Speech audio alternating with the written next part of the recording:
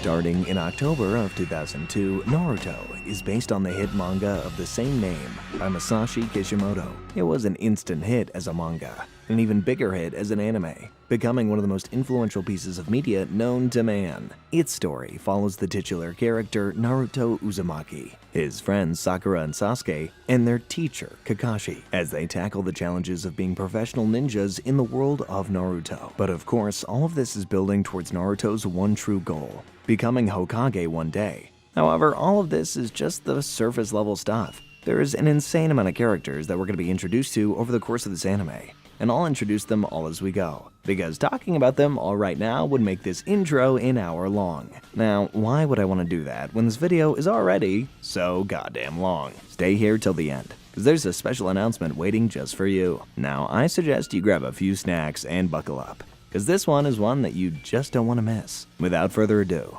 let's get into it. This episode opens with everybody's favorite thing, exposition. Well, at least this exposition has a cool fox monster in it. Anyway, the narrator tells us about this fox monster, and it's like a big problem. It took out an entire village of ninjas, or shinobi, and that was just to hold it off. That is, until the fourth Hokage, the leader of this village, shows up and seals away the beast. However, he kinda got taken out by the beast during the process. After that opening scene, we catch the first glimpse of our protagonist, a crying baby by the name of Naruto Uzumaki. And oh boy, are we in for one heck of a ride. When we see Naruto again, he's grown up quite a bit. He's 12 years old now, and like most kids that age, he's up to no good. Only difference is, it seems like everybody in the village hates him for some reason. But more on that later. Now, you might think two fully grown ninjas chasing a little kid for a bit of mischief is totally overkill, until you realize that the so-called kid vandalized the Hidden Leaf Village's equivalent of Mount Rushmore. Being the sly kid that he is, Naruto also manages to give his pursuers the runaround,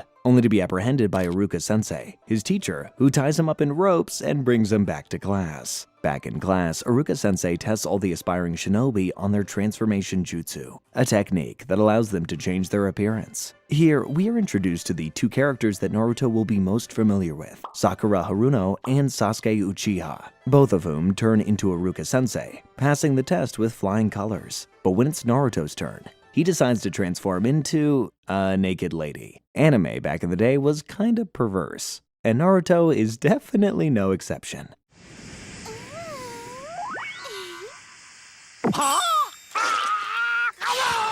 By the way, Naruto calls this his sexy jutsu, and I recommend you definitely not try this at home. Later, Naruto is seen cleaning up the mess that he made, while Iruka-sensei supervises him. But here, we see a glimpse of how much Iruka-sensei cares, because despite how Naruto acted in class, Iruka-sensei still treats him to ramen afterwards. There, Naruto tells us all of his game plan, to become the next Hokage, the leader of the whole village. Unfortunately though, for now, this seems a bit overambitious. I mean, he has to graduate as a ninja first, and that means passing the clone jutsu, which he completely sucks at. Clone jutsu! This leads him to failing the test, and we see the sad side of Naruto's life. He has no family or friends, and now he can't even be a shinobi. Later, Naruto is sitting with another one of his teachers, Mizuki-sensei, who lets him in on a secret. As it turns out, this secret was the location of the Scroll of Sealing, a forbidden relic that the first Hokage sealed way back when. And what does he do? He tells Naruto to go steal it, and Naruto actually does, which is a big problem. So the Hokage tells all the shinobi to go look for Naruto, and it turns out that Mizuki is actually super evil and wants to steal the scroll for himself, using Naruto as the fall guy. Framing a kid? That's messed up. Got me already, not bad. You're quick, Sensei. I only had time to learn one technique. Iruka-sensei manages to get to Naruto before anybody else, and realizes what Mizuki is up to, until Mizuki ambushes and injures him. Not only that, the guy then also tells Naruto the truth about him that everybody in the village but he himself knows about. Basically, the reason Naruto is treated as an outcast is because the nine-tailed fox that we learned about at the start was sealed inside of him. Because of this, everybody thinks that he's a monster. After spilling this bitter truth, Mizuki throws a massive shuriken at Naruto, ready to do him in. But luckily, Iruka-sensei jumps in and saves his life. Iruka also tries to calm Naruto down by telling him that he was the same as him, an orphan with no support from the people around him. However, it doesn't work. Overwhelmed, Naruto makes a run for it, and Mizuki gives chase. After some time, Iruka finds Naruto, but it turns out that it wasn't actually Iruka. It was Mizuki disguised as Iruka, but no need to worry, because it wasn't Naruto either. It was Iruka who's disguised as Naruto. Yeah, it's all a bit confusing, but ninjas can be confusing sometimes. Just ride the wave. Anyway, Naruto overhears Iruka telling Mizuki that the beast inside of him doesn't define who he is, that he's an exceptional student who tries his hardest. This sends Naruto and me into tears. Sure, he messes up sometimes, and everyone jumps on him. But his suffering only makes him stronger. He then immediately jumps in to fight Mizuki, beating him and saving Iruka-sensei's life in the process. He does it all with the forbidden jutsu that he learned from the Sealing Scroll. It's this one that will become his go-to for the rest of the series, the Shadow Clone Jutsu. And in the end, Iruka-sensei gives him his headband, telling him that he has finally graduated. Episode 2 opens with Naruto dressing up as a clown for his official ninja picture. Because, of course he did. The third Hokage isn't having it, and asks him to retake it properly. That's when the third Hokage's grandson, Konohamaru, shows up and tries to kill him. Turns out he wants to be the next Hokage, and he wants to be that right now. Unfortunately for him, he's just a kid, and trips over the floor. He gets up and blames Naruto for his failure. However, Naruto doesn't care whose grandson he is and smacks him across the head for doing that. Oi. I don't care if he's your grandmother, so believe it! But that sparks Konohamaru's interest. Everyone else treats him like a prince since he's the Hokage's grandson, but Naruto's the first guy who treats him like a normal person. Despite his teacher's warning, Konohamaru goes after Naruto, and his teacher starts panicking big time, running after him. Later, Konohamaru tries stalking Naruto but gets caught immediately. When Naruto asks him why he's doing all that, Konohamaru's response is simple. He wants to learn Naruto's sexy jutsu to defeat the third Hokage, his very own grandpa. So Naruto takes him under his wing and begins the process of teaching Konohamaru. However, soon enough, he gets his face punched in by everybody for all the perverted stuff that he does to try to teach Konohamaru. The clothes kinda look like her. That looks like me? While his teacher keeps looking for him, Konohamaru explains how he's always had to live as the Hokage's grandson. How no one even calls him by his real name. That's why he wants to be Hokage. Man, humans really do naturally flock toward power, don't they? While all that's going on, the third Hokage tells Iruka-sensei that becoming a shinobi won't be easy for Naruto. After all, the people don't see him as someone who's protecting the village by keeping a monster inside of himself. They see him as the monster. That's when Konohamaru's teacher finds Naruto and Konohamaru and tells him that it's time to leave. Konohamaru tries using the sexy jutsu on him, but it doesn't work. So Naruto takes matters into his own hands, which takes the teacher out.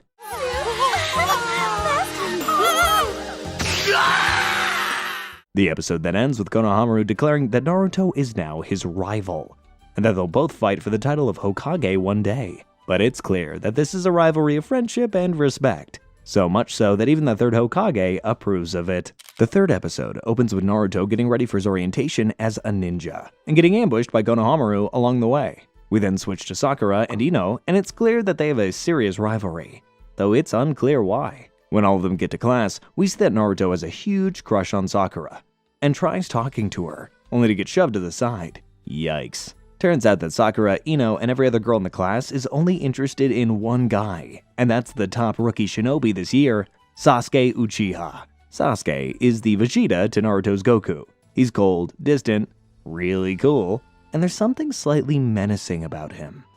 He is the sole survivor of his clan, but we'll get to all of that later. Anyway, Naruto is immediately jealous of Sasuke, and he gets all up in his face to show him that. Unfortunately though, he gets bumped from behind and ends up kissing Sasuke in one of the funniest and most iconic scenes in all of Naruto. Sorry, did I bump you? What the? A scene which becomes the horror of every girl in class, who proceeds to open a fresh can of whoop-ass on him. After all that drama, Iruka-sensei announces that the class will be divided into teams of 3, and will be assigned a dedicated sensei. And it just so happens that Naruto, Sasuke, and Sakura end up in the same team.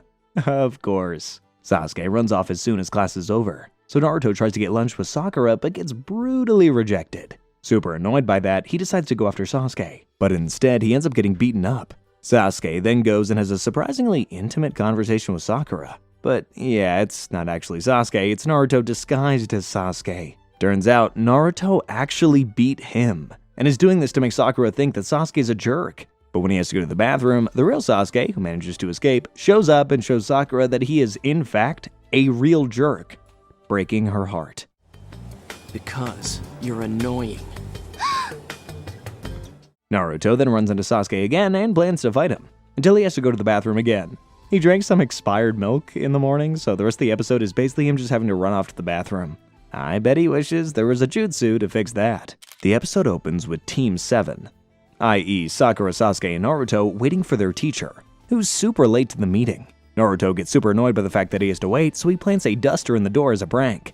Sasuke tells him that he's a fool, that no Jonin would ever fall for something like that. They're very high-level ninjas. Until their sensei walks through the door and totally falls for it. That sensei is, of course, the copycat ninja, Kakashi Hatake, the single coolest character to ever exist. He has them all introduce themselves, and that's where we catch our first real glimpse into Sasuke's life. He has someone specific in mind that he wants revenge on. After hearing all of them out, Kakashi says they'll have a training exercise tomorrow, which will determine whether or not they can become Genin, the lowest rank of shinobi. He instructs them to show up at 5 in the morning and to skip breakfast or they'll be throwing up. A bit dramatic, but okay, Kakashi. All 3 of them show up at 5 a.m. only for Kakashi to show up 5 hours late. The first part of the exercise is clear: mind games. Hey, you're late! Well, a black cat crossed my path, so I had to take the long way. Next, Kakashi tells them the real challenge, which is taking a pair of bells from him. Since there are only 2 of them, the one who can't get the bells won't get lunch, and will be tied to a log while the others eat in front of them. Now that is just brutal. Meanwhile, Iruka-sensei learns the truth about Kakashi.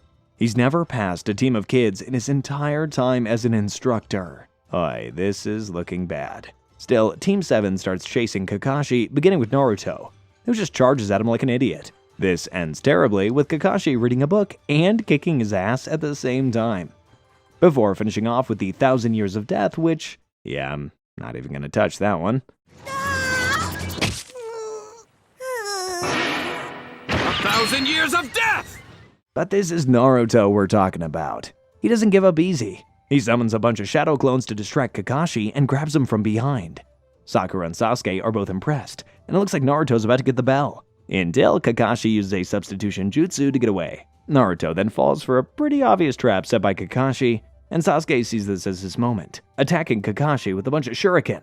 Episode 5 opens where the last episode left off, and we see Sasuke's attack fail as Kakashi uses another substitution jutsu. As Sasuke and Sakura chase after him, Naruto manages to cut himself loose, only to fall for the same trap again. God damn it, Naruto. Meanwhile, Kakashi manages to sneak up behind Sakura and uses Genjutsu, a mind control technique where you trick someone's mind into seeing or feeling something that you want them to. Through Genjutsu, Kakashi shows Sakura an image of a brutally injured Sasuke, and she just implodes. Okay, someone needs to remind Kakashi that he is dealing with children. Really low-level ninja children. After all that's done, it's time for Sasuke and Kakashi to face off, and it's a heater. Sasuke immediately lures Kakashi into a trap and almost gets the bell off of him, which kinda makes Kakashi realize that Sasuke isn't a joke. He can't just read a book while he's fighting this kid. A trap! Meanwhile, Sakura wakes up from her Genjutsu dream, all while Sasuke is still going at it with Kakashi. He uses the Fireball Jutsu, a technique way above his pay grade, and that impresses Kakashi. Still, Kakashi is just too OP, and he traps Sasuke into the ground before heading off. Naruto, meanwhile, has spotted the lunch Kakashi is waiting for them and is almost about to start eating, until Kakashi spoils his plans. Oh boy. Sakura then finds Sasuke trapped in the ground and thinks it's another Genjutsu passing out. When she comes to, Sasuke says he's going after the bells again, and we see Naruto about to dig into the food only to be caught by Kakashi again. Oh boy. After tying Naruto up, Kakashi basically tells Team 7 that they're cooked, that they should quit being ninjas. He says they failed to even understand the point of the exercise, working as a team. He explains how teamwork is super important to the survival of shinobi, and that he'll give Team 7 one last chance to get the bells off of him after a lunch break. However, since Naruto tried stealing the food, they can't share with him, and they will be disqualified if they do. While Sasuke and Sakura have lunch, Naruto's stomach is growling like a lion. He pretends like he can take it, but he's really struggling, so Sasuke offers him his lunch. After all, they can't work as a team if Naruto is starving. Sakura agrees, and offers up her lunch too. What they don't know is that Kakashi is secretly watching them and he immediately shows up, asking them why they broke the rules.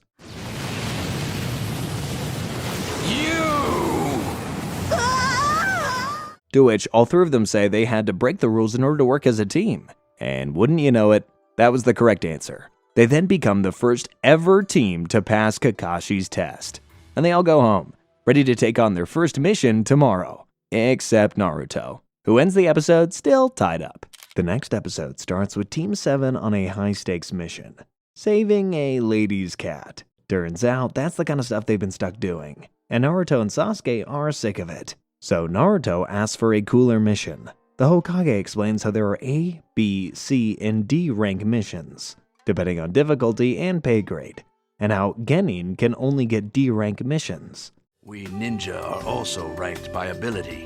Hokage at the top, Jonin, Chunin, and Genin. Then, to everybody's surprise, including mine, third Hokage gives in and gives them the job of bodyguarding Tsunade, a bridge builder, while he travels a village over to complete his project. A C-ranked mission. It ain't much, but it sure beats chasing cats. They head out of the village, which is Naruto's first time being outside of the village. From the start of their journey, it's clear the bridge builder hates Naruto, and Naruto hates him right back. As they leave the village, some shinobi with different headbands than the ones from the Leaf Village watch them from the shadows. Along the way, Kakashi describes how the Hidden Leaf Village isn't the only shinobi village, and how there are 4 others. I'll touch on them as they come up, but all you need to know is that this gives us a glimpse into just how big the world of Naruto really is. Everything is going smoothly, until a pair of shinobi literally appear out of water and ambush them. It looks like Kakashi bites the dust, and Naruto is next, until Sasuke jumps in and saves him like a badass. The shinobi then get free and make a run at Tsunade, but Sakura and Sasuke jump in their way before Kakashi swoops in and clears the bad guys out. What a show-off. After the battle, Sasuke calls Naruto a scaredy cat, and you can imagine how well he takes that. Kakashi says the guys that came after them are from one of the other shinobi villages that he was talking about, i.e. the Hidden Mist Village. Not only that, but their target was Tsunade. Turns out old bridge boy over here lied about just how serious the threat to his life was, so he didn't have to pay for a B-rank mission.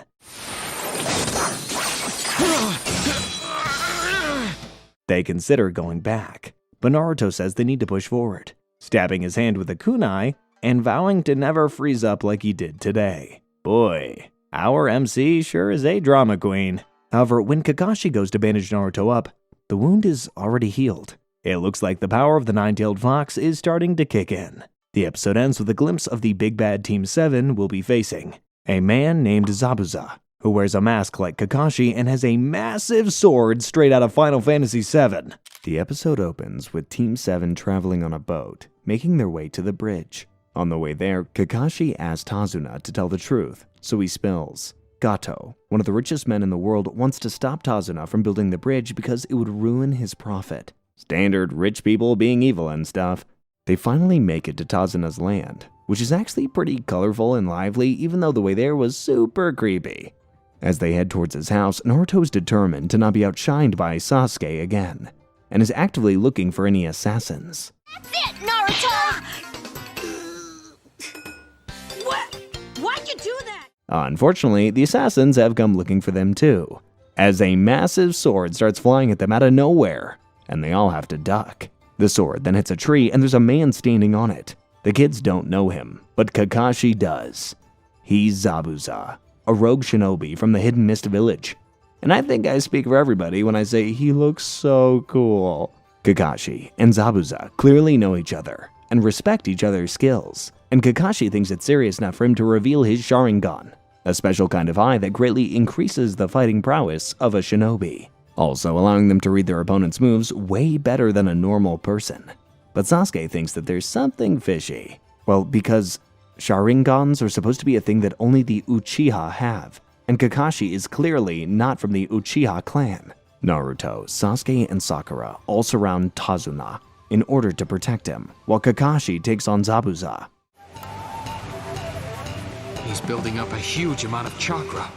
Zabuza disappears into thin air and the mist thickens around them. He then suddenly appears between Naruto, Sasuke, Sakura, and Tsunade, and it looks like it's all over. But like always, Kakashi jumps in and stabs him, only to find out that it was actually a water clone. Zabuza then slashes Kakashi in half, only to find out that he was a water clone too. As that happens, the real Kakashi shows up behind Zabuza with a kunai to his neck. It looks like this battle is over. But as we've seen at least twice this episode, things are never what they seem. The next episode picks up exactly where the last left off. Kakashi with a kunai to Zabuza's throat, and it looks like he's got him beat. But that Zabuza turns out to be a water clone too. I'm losing count, honestly. Kakashi gets smacked into the water, where Zabuza traps him using the water prison jutsu. He then sends a water clone after the kids, and Kakashi asks them to run. But they're not runners, they're fighters. Sasuke charges in but gets thrown around like a ragdoll. Naruto's about to run but remembers how he was embarrassed last time and decides to take Zabuza head on, and gets smacked back. Naruto! What in the world are you doing? But he just did that to get his headband back. With that, Sasuke and Naruto decide to team up to take on the assassin. Kakashi then lays Zabuza's backstory on us. Apparently, the guy killed over 100 of his classmates as part of his Genin exam. He was a stone-cold killer, even as a child. Zabuza reminisces about that moment, thinking how fun it was, before his clone starts giving Sasuke the business. Naruto jumps in with his shadow clones too, but it's no use. They all get smacked aside. That's when Naruto gives Sasuke a massive shuriken, which he throws at Zabuza's real body. Of course, it's just a shuriken. So Zabuza just catches that bad boy, until he sees a second shuriken hiding in its shadow.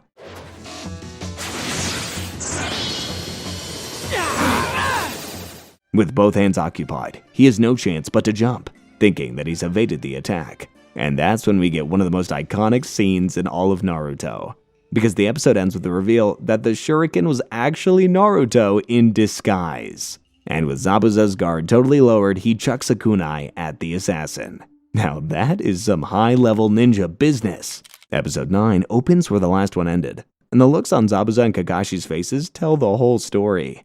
Naruto and Sasuke just did something unbelievable. Zabuza gets a small cut from Naruto's kunai, and he's ready to unleash hell on the kid. One problem with that idea: Kakashi is loose, and he's really, really mad. Naruto, that was an excellent plan.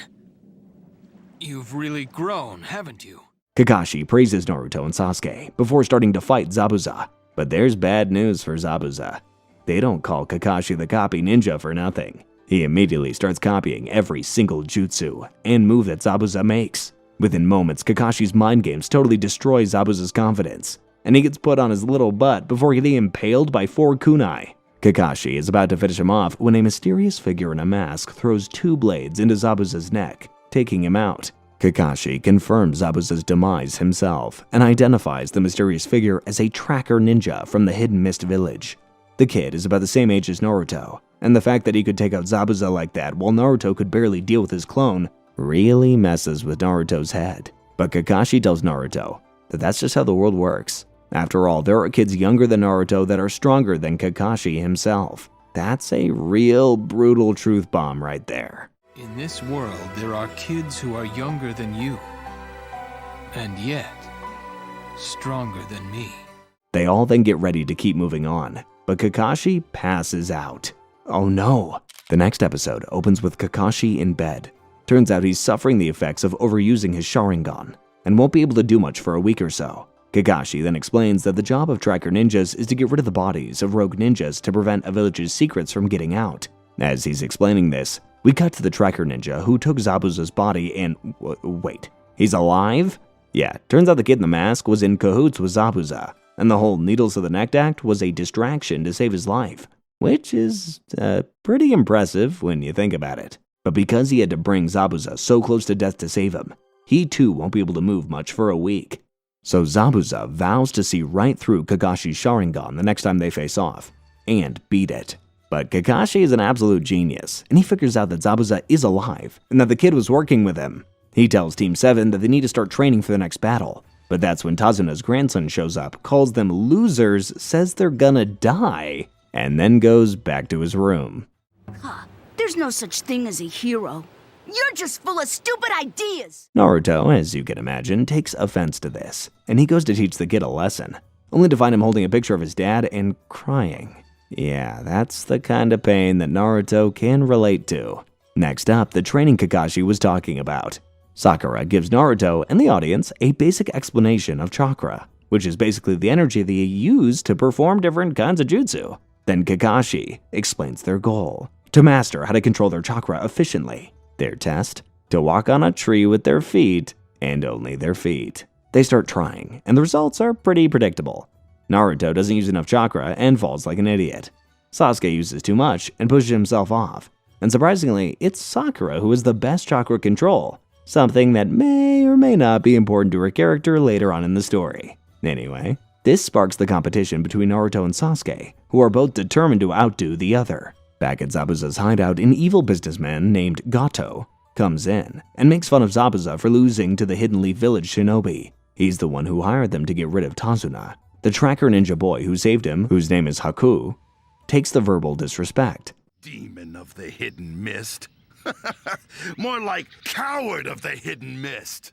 But when Gato tries touching Zabuza, he instantly grabs his arm, before showing both his henchmen and him that they're no match for him at all. Gato leaves, saying that if Zabuza fails again, he'll really be done for. Meanwhile, Team 7 is still working on their chakras, but Naruto isn't getting any better. You'd expect him to do something stubborn or stupid, but he ends up doing the smartest thing possible. He asks Sakura for help on how to get better.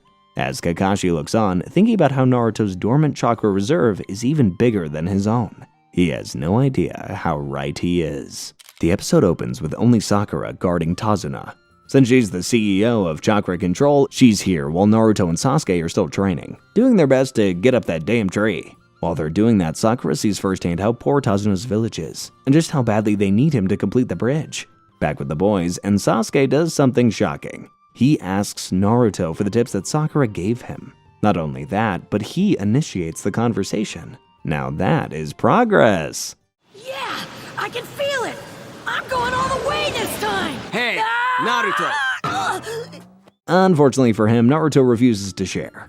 You know, rivalry is real and rampant. The rivalry is so real, so rampant, in fact, that they even compete over who can eat more food the fastest, which makes them both throw up. After dinner in the ridiculous eating contest, Sakura asks about a picture in the house, which really upsets Tsunade's grandson, Inari. We then get the backstory of Kaiza, Inari's adoptive father, who was something of a hero to the community and who Inari met when he saved Inari's life. Unfortunately though, that's when Gato and his goons showed up and gave him a public execution in front of everybody, including Inari. It's safe to say that the poor kid hasn't been the same since. Jesus, I thought this was a kid's show.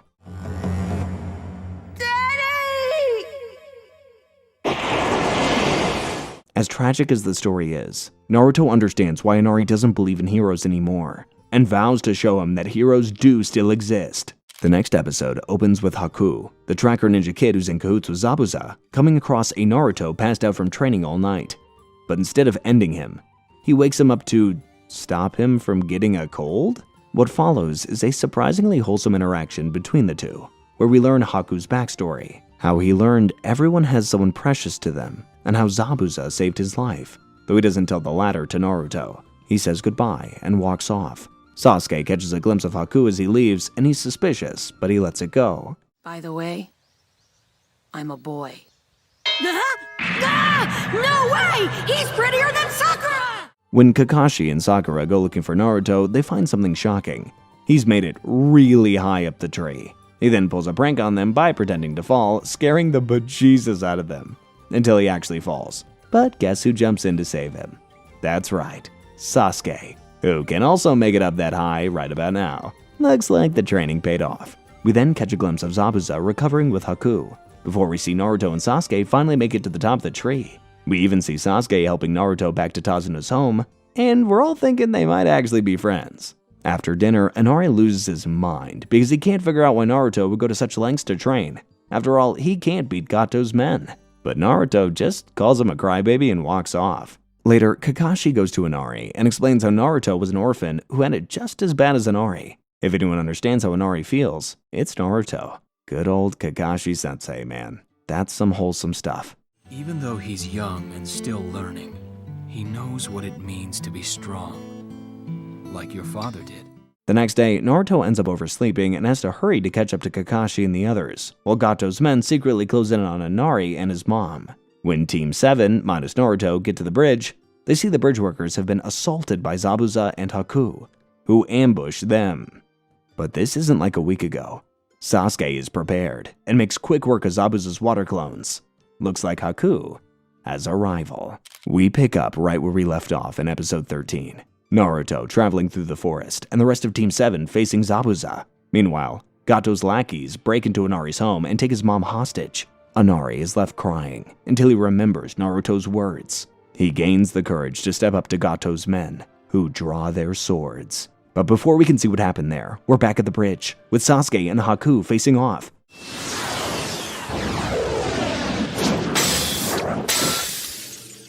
It looks close, until Haku pulls off a jutsu using only one hand. Looks like Sasuke's in trouble. But before we can see how that went, we're back with Inari. These quick switches are really giving me whiplash. As it turns out, Inari wasn't sliced up by Gato's men. Naruto realized something was wrong and made it back in time to save him and his mom.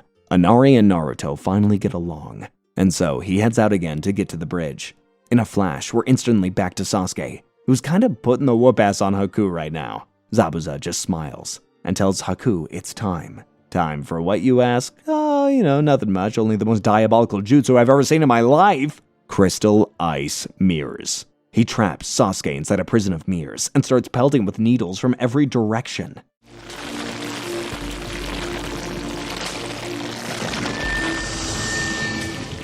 Kakashi tries saving him, but he's got his hands full with Zabuza. Sakura tries helping out too, but she can't. It looks like Sasuke is done for. That is, until a shuriken hits Haku out of nowhere. Which means our boy Naruto is finally here. Here we go. The episode starts with a recap of the arc so far. And, once they recap all of that, then we're back into the heat of battle. Naruto tries to bring out some shadow clones, but Zabuza instantly reacts, and he's about to get sliced up. He has clones hiding in the mirrors, all throwing needles at the same time. Until Haku saves him. Wait, what? Turns out Haku wants to take out Naruto himself, but only after he's done with Sasuke. Sasuke isn't giving up easy, but the problem is Haku's jutsu is way too overpowered, and Sasuke has no idea how it works, so he doesn't know how to fight back. He's thinking up a plan for Naruto to attack from outside, and him to attack from the inside, until Naruto comes inside to help him. What follows is a pretty embarrassing beat-up for the both of them. And Kakashi realizes that what Haku is doing is a Kekkei, a sort of jutsu that one can only inherit. Since Kakashi can't copy it, he can't find a way to beat it either. I'm not giving up, and I'm not gonna lose here. Because I have a dream, and no one's going to take it away from me. But Team 7 isn't giving up, and so the fight continues. The episode kicks off back at the bridge, and with Naruto and Sasuke stuck in Haku's jutsu, Kakashi is weighing his options, but it's useless. The only choice he has is to take out Zabuza and then try saving those two. But Zabuza says it's useless. Even if Kakashi beats him, Haku's jutsu is too powerful for even Kakashi to deal with. Back inside the ice mirrors, Naruto's just spamming shadow clones trying to make something happen, but is getting his ass handed back to him every time. But that's when Sasuke finally notices a pattern to Haku's attacks and decides to make his move. Back outside, Kakashi brings out his Sharingan and begins his fight with Zabuza. Meanwhile, Sasuke manages to catch Haku with his fireball jutsu just a little bit. He's slowly figuring it out. Meanwhile, it looks like Zabuza has figured out how Kakashi beat him last time, and he knows how to deal with Kakashi's Sharingan now, by keeping his eyes closed and staying out of Kakashi's line of sight. The look on Kakashi's face says it all. Our dear sensei is in trouble. Inside the mirrors, Sasuke is seeing Haku getting slower every time he attacks, so he and Naruto start trying to escape in an attempt to make Haku run out of chakra. While that's happening, Zabuza finally makes his move on Tazuna, but Kakashi jumps in his way, and the episode ends with blood flying and Sakura screaming. Episode 16 picks up with Naruto and Sasuke still trying to get out. Sasuke starts deflecting all the needles while saving Naruto at the same time, but Naruto's at his limit and passes out, leaving Sasuke in a 1v1. But then, it all becomes clear to Sasuke, and he dodges a whole attack from Haku. How did he do that? Well, just look in his eyes. They look familiar, don't they? That's right. Sasuke Uchiha just awoke his Kekkei, the Sharingan, Haku realizes he can't go directly for Sasuke anymore, so he changes his strategy and just attacks Naruto instead, with Sasuke rushing in to save him. Your chance of escaping my house of mirrors is 0. Back outside, things aren't looking too good. Zabuza hurt Kakashi, and he's bleeding badly. Zabuza retreats into the mist to plan his next attack, but luckily Kakashi has a plan too, as he decides to take the fight to Zabuza. Cut to Naruto. He wakes up to see something terrifying. Apparently, Sasuke jumped in the way of Haku's attack to save him, and he's in really bad shape. Naruto asks Sasuke why he went so far to protect him, but Sasuke simply says that he doesn't know. But I think I do. He cares about Naruto. Sasuke now thinks he's dying, so he tells Naruto about his ultimate goal, killing his brother, and also tells him not to die. Naruto then hugs Sasuke's seemingly lifeless body in a scene that could make a damn mountain cry. Haku thinks the battle is over, but what he doesn't know is he just woke up the damn beast. I'm gonna kill you! And I mean that in the most literal way possible. Because the pain that Naruto's feeling right now, yep, it has made the nine-tailed fox emerge. It's coming for Haku. The next episode begins with us seeing the full effects of the Nine-Tails' power on Naruto. He heals all his injuries. His teeth, hair, and eyes all become more sinister, like that of a monster.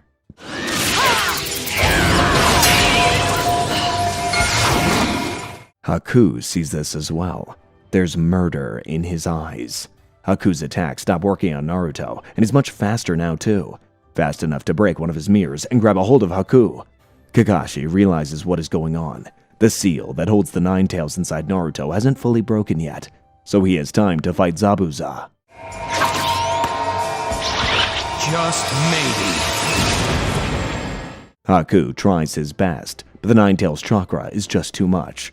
Naruto punches his face in and breaks his jutsu. He's about to put Haku out of his misery, but when the mask breaks and he sees Haku as the same guy he met in the forest, he doesn't kill him. The Nine Tails chakra is gone, and Naruto asks Haku why he works for Zabuza, to which Haku tells him about how his father got rid of his mother because she had the Kake Genkai, and he was going to do the same to Haku. So in order to defend himself, he had to kill his own dad. From then on, he was on his own, until Zabuza took him in. That's why he's so loyal to him. But now, Haku thinks he's kinda messed up and can't serve Zabuza anymore. So he does the normal thing and asks Naruto to go ahead and finish him off. I know that I've said this before, but for the love of God, how is this a kid's show? Isn't it beautiful? No! You must never! Do you hear? Never! You wicked, wicked child! Amidst all this drama, Zabuza thinks he's gotten Kakashi beat, but it turns out getting struck by Zabuza was just part of Kakashi's plan. The blood on Zabuza's weapon let Kakashi's summoned dogs track and restrain him. And now, good old Zabuza is just a sitting duck, while Kakashi is the hunter. He brings out his most powerful technique, the Chidori. Yeah, Zabuza is toast. Back with Naruto, Haku is hell-bent on getting Naruto to do him in. Naruto thinks it's insane that Haku is only living as a tool for Zabuza, but Haku is content with that. After all, it's the only thing in his entire life that ever gave him any happiness. And so, now that he's failed as Zabuza's weapon, he's ready to die. I don't even know how to process that episode, so, let's just go on to the next one. Episode 18 opens with a slight breather, as we take a step away from the battlefield and see what Inari is up to. He's gathering all the village folk, asking for their help to fight off Gato, knocking on every single door. But no one is opening. It looks like Inari is on his own. Back with Kakashi and Zabuza, Kakashi loads up his Chidori and is about to send Zabuza to the afterlife.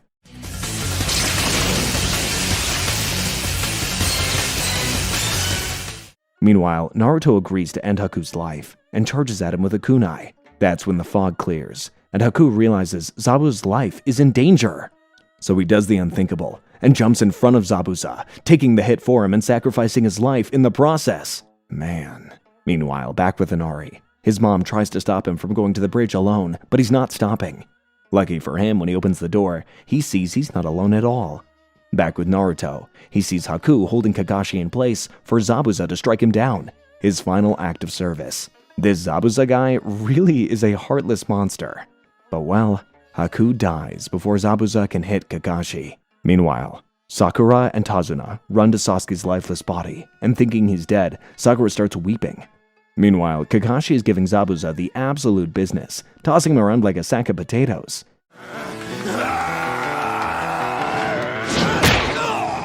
He impales both of Zabuza's arms, meaning he can't even fight back properly. Nor can he do any of his jutsu. But that's when Gato shows up, accompanied by a lot of thugs. There is just no way that this is going to end well, is there? The following episode opens with Gato explaining why he brought those thugs here. To kill Zabuza. You see, he didn't really like Haku threatening him when Zabuza was injured, especially with the money he was paying them. And it turns out, for the price of a Jonin like Zabuza, he can get a lot of regular skilled ninjas. Gato approaches Haku's body and starts kicking and poking it. This makes Naruto lose his mind, but Kakashi stops him from starting a fight. So Naruto asks Zabuza if he's gonna let Gato do that to his friend, to which Zabuza says that he feels nothing. Haku was just a tool for him to use. Zabuza's the real tool, if you ask me. You grabbed me and nearly broke my arm. I've been meaning to repay you for that. But Naruto's not letting him off that easily. He rips into him, talking about how Haku gave up his own dreams because he cared about Zabuza that damn much. Naruto starts crying as he's saying this, but Zabuza tells him to stop speaking, before we see the tears falling down his eyes. Turns out, all that tough talk was just a front. Zabuza not only cared for Haku, he cared a lot. He cries over his fallen comrade, talking about his regret, before asking Naruto to give him a kunai. Naruto obliges, and he charges at Gato and his mob, with just his legs and a kunai in his teeth. He takes a bunch of guys out, and gets stabbed by a bunch too. But he eventually gets to Gato, and he takes the evil businessman out, before scaring off the rest of the mob, and then finally biting the dust.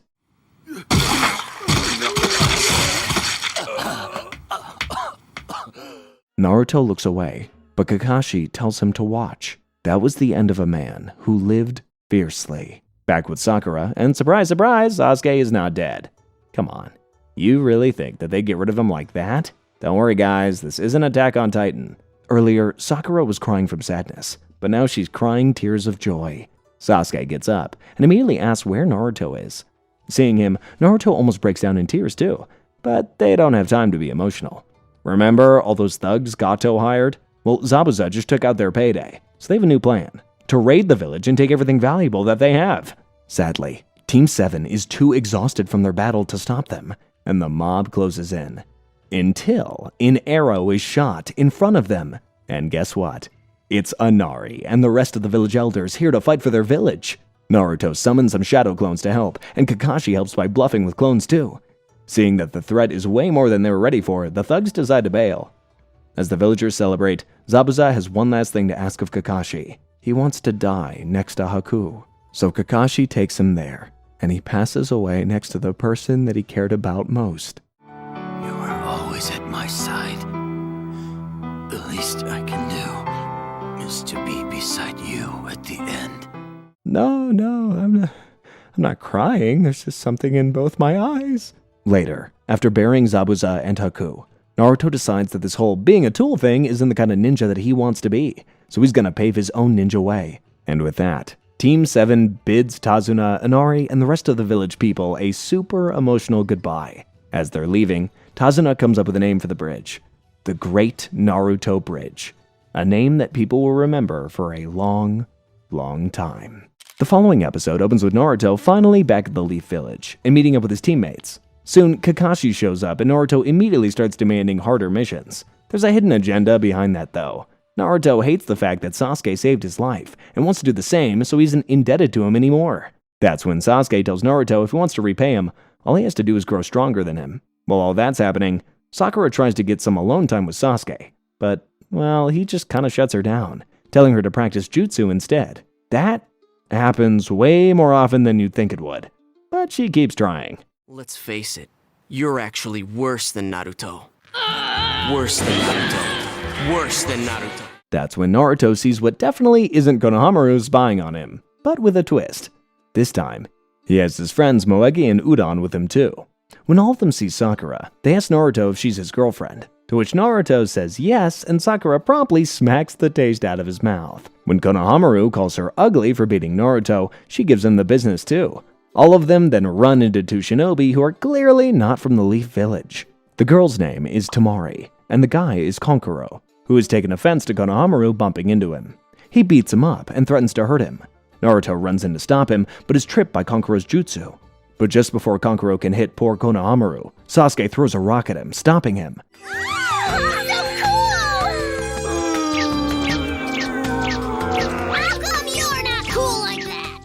Kankuro's furious, and it looks like he's ready for a fight, until they all hear an unsettling voice telling Kankuro to knock it off. Yeah, that's Gaara.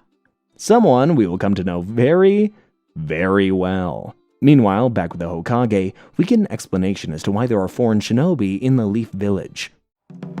We will begin in 1 week. That's pretty short notice. Turns out, a week from now, the Leaf Village will be hosting the Chunin exams. Episode 21 begins with Naruto stupidly asking Tamari what in the heck the Chunin exams are, to which Konohamaru very kindly tells him, and us, that it's the exam Genin take to get promoted to the next class of shinobi, i.e. Chunin. Meanwhile, Gaara and Sasuke clearly start seeing each other as worthy opponents, and this may or may not be a foreshadowing for a future fight. Back with the third Hokage, he asks the teacher of the rookie Genins if they want to recommend any students for the exam.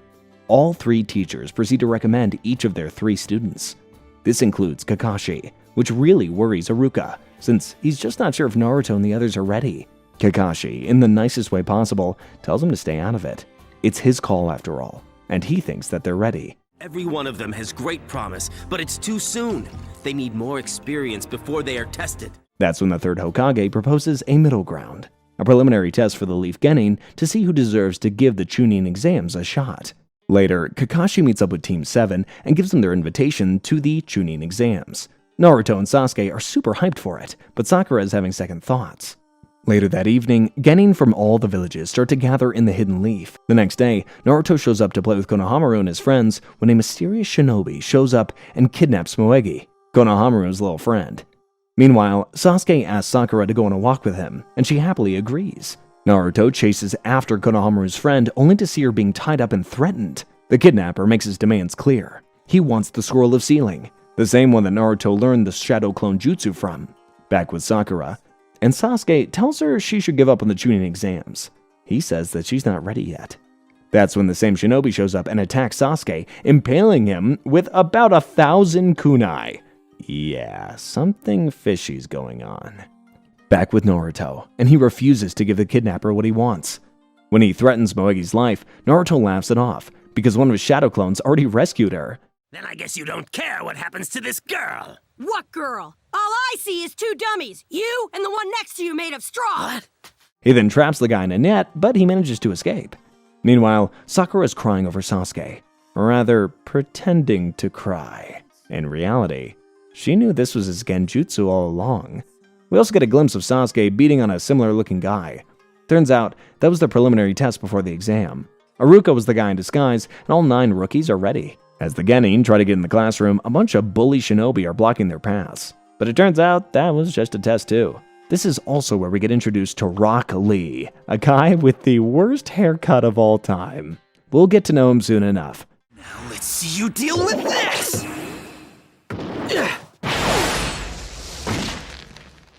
But all you need to know, for now, is that he really likes Sakura.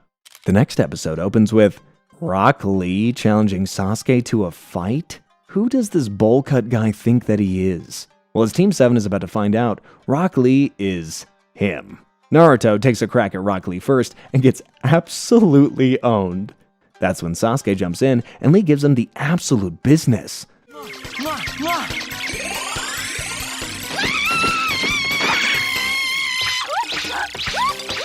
Smacking him around like he's some chump. Sasuke is forced to bring out the Sharingan, and Sakura thinks it's a surefire win for Sasuke, but Lee still bodies him. Because Lee isn't using ninjutsu or genjutsu. All he does is taijutsu. In other words, Lee just throws hands, and Sasuke's Sharingan is unable to copy natural talent.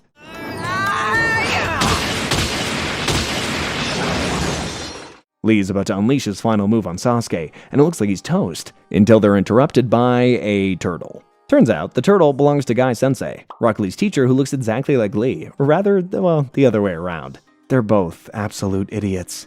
It really is one of the funniest things in all of anime. Now for your punishment.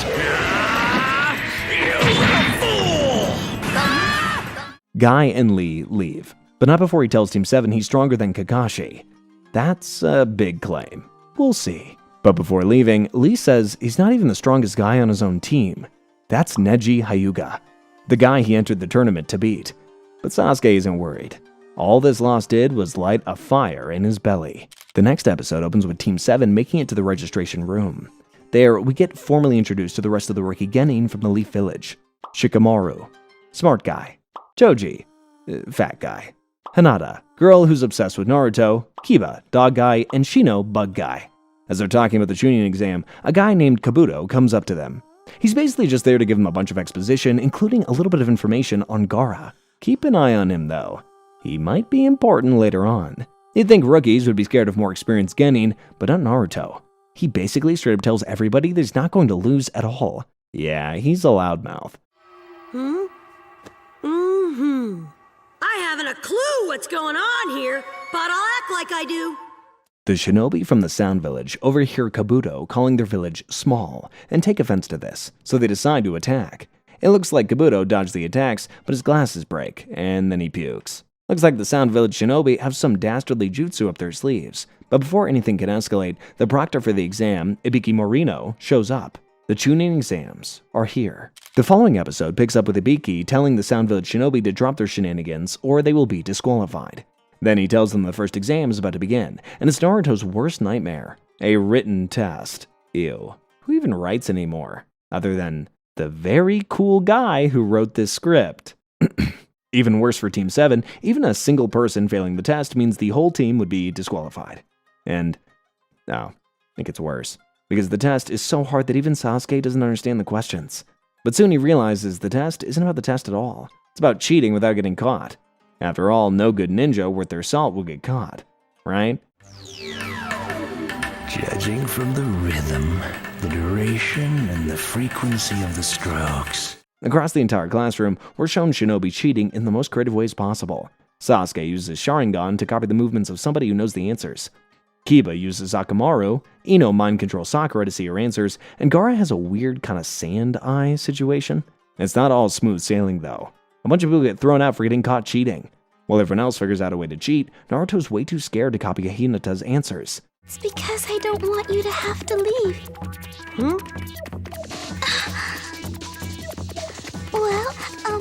So he just wings it.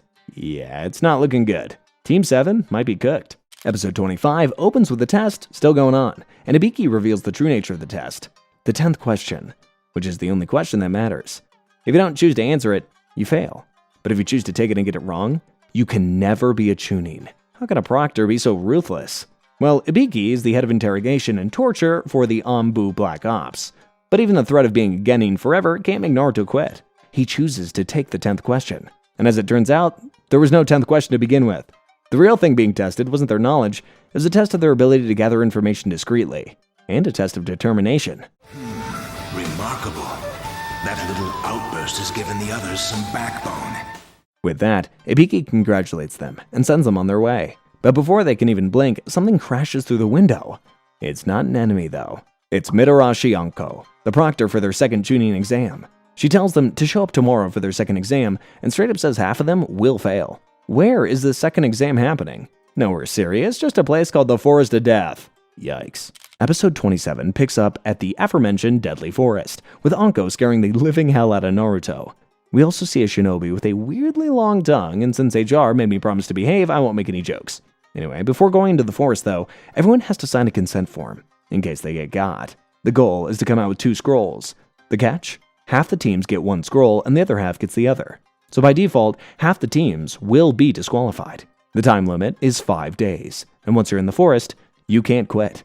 No matter what, you have to survive 5 days. Let me just repeat that, in case you missed it. 5 full days for kids in the Forest of Death. If anyone from CPS ever watched Naruto, they'd have a damn heart attack. Everyone is equally determined to pass, and all of them are my enemies. So the genin swap in their consent forms for their scrolls, and 30 minutes later, they're off.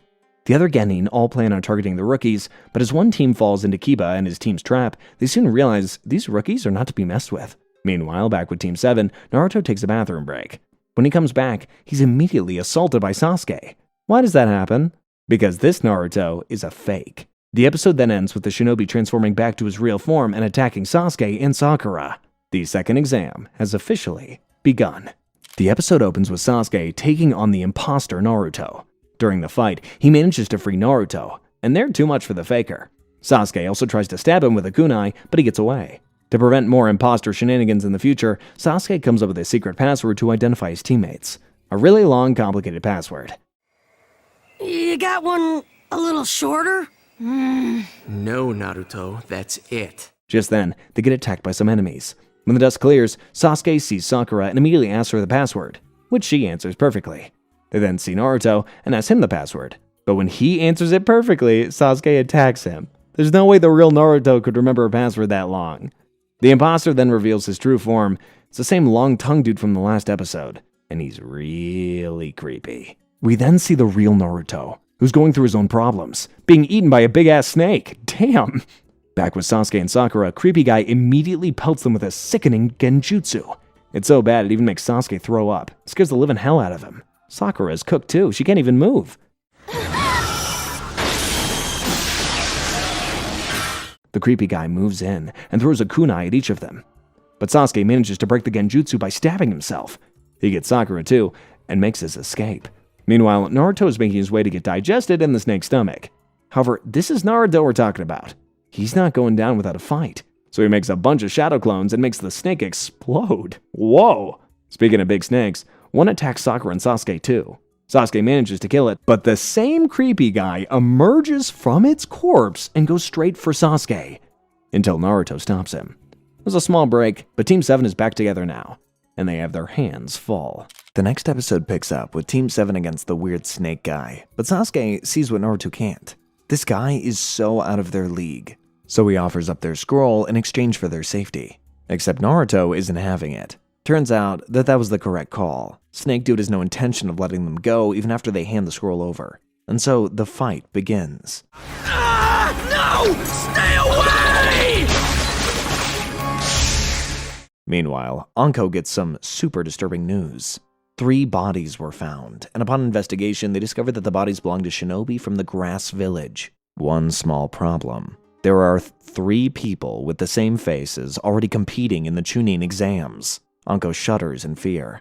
She recognizes this jutsu and knows the man that it belongs to. She immediately tells the other shinobi to alert the Hokage and get Anbu Black Ops in the forest.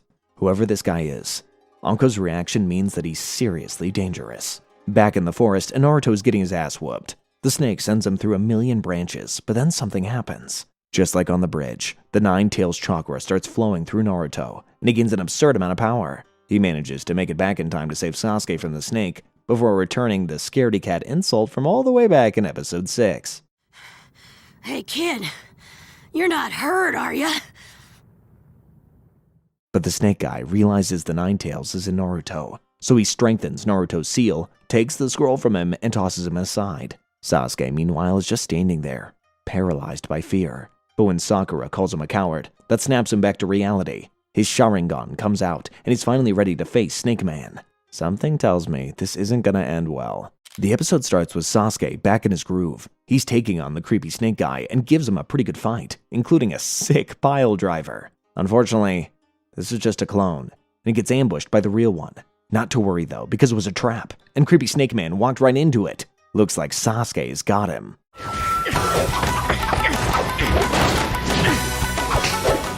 Emphasis on looks like, because no, he didn't get him, not even close. The guy's fake face starts peeling off, and we get a glimpse of his ghost pale skin before he reveals his real name, Orochimaru. He compliments Sasuke's power, saying that he's just like his brother Itachi. We will be meeting him in the future. He burns the scroll they had, and then tells Sasuke to beat the Sound Village shinobi who are working for him, if he wants true power. He also gives Sasuke a vampire bite on his neck, which leaves a strange mark on him, before disappearing into a tree. Don't worry, I'm sure that's never gonna come up again in the future, come on! This weird mark makes Sasuke scream in pain, and he passes out, leaving Sakura to care for her 2 teammates alone. Meanwhile, Anko finds Orochimaru, who calls her by name. Not only do they know each other, she used to be his student. As they fight, Anko thinks she's cornered him, and plans to take both herself and him out in one fell swoop. This, of course, doesn't work. Orochimaru incapacitates her, mentions he has some evil plans for Sasuke, and then he leaves. A righteous warrior. How naughty of you to be using the forbidden jutsu I taught you. We also see that Anko is the same mark Orochimaru just gave Sasuke. This guy has been doing evil stuff for a very long time. As Anko is recovering from her injuries, she gets ambushed by 3 tigers, and her curse mark stops her from fighting back. She's about to be cat food, but gets saved by the Anbu Black Ops. She tells them what's going on, and instructs them to call for the Hokage. Back with Team 7, the Sound Village shinobi spy on them from a distance, waiting for daybreak to spring their attack. This looks bad. Episode 31 opens with Lee and his team spreading out to scout for potential opponents. While they do that, Sakura is doing her best to stay up and tend to Naruto and Sasuke, but she ends up falling asleep. She has a nightmare about Orochimaru coming after them, and wakes to see Naruto and Sasuke still out cold. While Lee saves a squirrel from burning to death, Neji finds Shikamaru and his team, but he doesn't care about them. He wouldn't take a squirrel from losers like them. As a ninja, I personally wouldn't take that kind of disrespect, but I also wouldn't try Neji in a fight. You'll see why soon. I've been wanting to meet you for a really long time, Neji, so hi. Get lost. What? Back with Sakura, the Sound Village shinobi, who show up looking for a fight, fall right into Sakura's pretending to sleep trap. But there's a small problem. The trap kinda sucked and had no effect on them at all, just as it looks like Sakura is minced meat. Not to worry, because Lee shows up to save the day. A Sound shinobi attacks, but Lee unleashes his special move on him. Unfortunately, it's 3v1, as the other Sound shinobi saves his teammate. The episode then ends with Lee getting pelted with the same jutsu the guy used on Kabuto. He can't see straight anymore. Boy, things sure are looking rough for the Leaf Genin. The next episode opens with Lee puking and bleeding out of his ear. Turns out the secret behind the Sound Village guy's jutsu is sound. What a shocker. Obvious stuff aside, Lee has no answer for it. When the shinobi attacks Sakura, Lee jumps in to save her, but gets taken out. Shikamaru, Ino, and Choji look on from the bushes as Sakura gets overpowered. The girl from the Sound Village grabs Sakura's long, pretty hair and mocks her for it, as her teammate makes his way towards Sasuke. So Sakura cuts off her own hair to get loose, symbolizing her cutting off her restraints and fully embracing becoming a ninja. She uses successive substitution jutsus to trick one of the shinobi and attack him.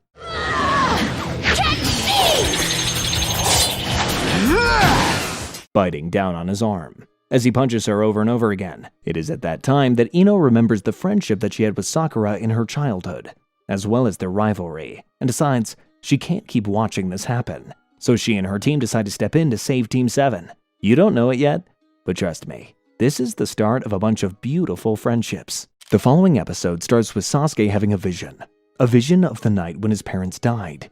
We then cut to Ino and her team, or Ino Shikacho, as they call themselves, defending Sakura. But while Shikamaru and Ino are ready for a fight, Choji wants absolutely nothing to do with it, until the Sound Village guy calls him fat. This is a sensitive spot for Choji, and he absolutely loses his mind. I'm just a little chubby, okay? The fight begins, with Choji turning into a human boulder. Shikamaru possesses the masked body with his shadow technique, and Ino using her mind transfer jutsu to take the girl hostage. Their plan works, until it doesn't. Turns out the guys don't care if the girl dies, and Shikamaru's chakra runs out. It looks like they're done for. But that's when help arrives in the form of a very arrogant but very powerful guy, Neji Hyuga. Tenten is with him too, but she's not super strong. Anyway, Neji is about to jump in, but then stops. Why, you ask? Because there's some devious chakra coming from Sasuke. And powered by Orochimaru's curse mark, Sasuke wakes up. He asks Sakura who hurt her, before proceeding to put the smackdown on the guy who did it. But the curse mark is evil, and Sasuke is under its influence. He turns into a monster, breaking both of the guy's arms. What do you know? Blew 'em all away! Not quite. He's about to end the other one too, but Sakura's cries convince him to calm down. With that, the Sound Village Genin surrender their scroll and retreat, with Sasuke left wondering what the hell just happened. Episode 34 opens with Naruto having a dream about Orochimaru showing a kunai in his face. If I had a nickel for every time a Naruto episode opened with a dream, I'd have two. Which isn't a lot, but it's weird that it happened twice, right? Naruto wakes up and has no idea about the whole battle that just happened. In the aftermath of the battle, Ino helps Sakura fix her hair. And the genin of the leaf all have a good bonding experience. Well, everybody except for Neji, who just stands there thinking about how Sasuke would make a good opponent. Meanwhile, we see Kiba consoling a terrified Akamaru. Why is he scared? Well, they were making their way through the forest when they saw a showdown between the genin from the Sand Village and some older genin. There, they saw Gaara. Found out that he's an extremely powerful bloodthirsty monster who can control sand. In front of their eyes, Gaara just popped a team of 3 experienced genin like they were grapes. Hell, even his own teammates are absolutely terrified of him. And rightfully so. Bro just threatened to kill them when they didn't listen to him. Sand burial!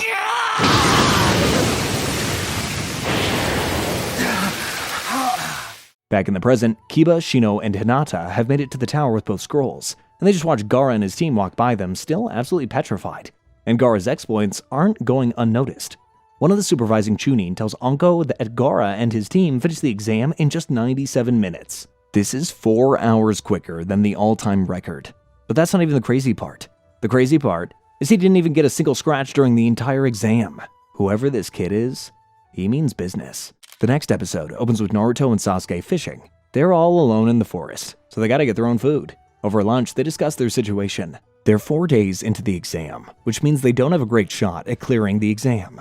But Naruto has an idea. When Sasuke goes to get some water, Naruto tells Sakura that since they have one scroll, they should open it and see what's inside so they can just forge the other one. And it just so happens that at the exact same time, another team also has the same plan. The next brilliant idea you get, how about keeping it to yourself? We got enough problems. But when that team opens the scroll, they scream in horror, and their teammate finds them passed out. That's not reassuring at all. Meanwhile, Naruto and Sakura are about to open their scroll, but they're stopped by Kabuto. He shows up seemingly out of nowhere and tells them why they shouldn't open their scrolls. They have hypnosis jutsu on them in case anyone cheats and opens them before finishing the exam. Kabuto has 2 scrolls, and Sasuke challenges him to a fight for the second one.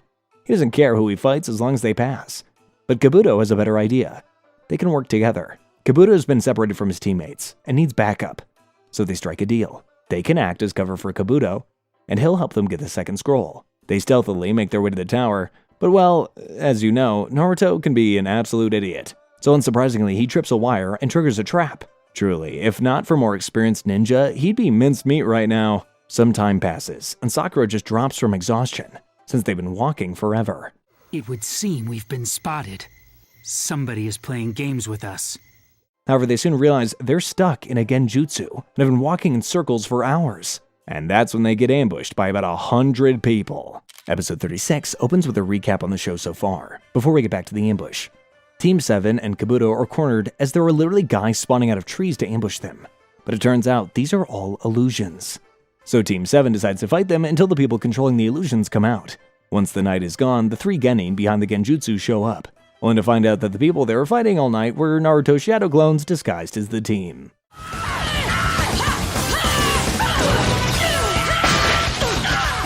But the enemies of our heroes aren't done yet. They launch another clone-based jutsu. Naruto rushes in like an idiot and almost gets killed, but Kabuto saves him again. That's when they find out they've been fighting clones. The guys making them were hiding underground the entire time. When they figured that out, it's an easy W for Team 7. But it's not all smiles. Sasuke has a bad feeling about Kabuto for some reason. As it turns out, that feeling is warranted, because he wasn't really helping them. He was gathering information on Sasuke. Why, you ask? Because Kabuto is working for Orochimaru. You really can't trust anybody in the shinobi world. I learned a lot about him during the second exam, and I recorded all the data on this. Back with Team 7, they finally make it to where they need to use the scrolls, and the episode ends with Sakura and Naruto opening them. In the next episode, we pick up with the opening of the scrolls, and it turns out they trigger a summoning jutsu. Who did they summon? None other than good old Iruka-sensei. He congratulates Team 7 on passing the second exam before explaining how the exam itself was testing all the skills that they'll be needing as Chunin. Mission execution, survival, using both brains and brawn to survive. Seeing them survive such a grueling exam, Iruka thinks back to his argument with Kakashi and realizes he might have been onto something with these kids. Meanwhile, Anko is finally able to tell the Hokage that Orochimaru is back and has some devious plans for Sasuke. We then cut to all the genin who made it past the second exam, which includes all 9 of the rookie leaf genin. The Hokage then explains why the Chunin exams really happen. Sure, they do it to see which shinobi are worthy of promotion, but really it's about showcasing the abilities of each shinobi village for all the feudal lords. In order to avoid destroying each other's military strength meaninglessly, those nations pick champions. AKA, people with money to see. Even Naruto isn't safe from the vile clutches of capitalism. After the Hokage is done speaking, the judge for the third exam, Hayate Gecko, shows up. Team 7 might have been through hell, but the Chunin exams aren't done yet. Episode 38 starts with Gecko saying he has a little preliminary test in mind for the kids. What's more, participation in the third stage of the exam is on the line. Turns out there are way too many people who passed the first 2 exams, so they need to cut down the batch for the third. Meanwhile, Sasuke's curse mark is really bothering him, and Sakura's insisting that he drop out of the exam altogether. Anko shares the same sentiment, but Kakashi tells her he's not going to listen to anybody.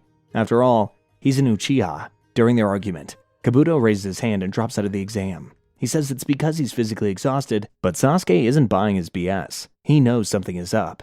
Oh, and fun fact, the Jonin representative from the Sound Village is actually Orochimaru. Jeez. Sakura begs Sasuke to quit, but he's not having it. He wants to fight the strongest people and be the strongest version of himself. You're one of the ones I want to fight the most. Huh?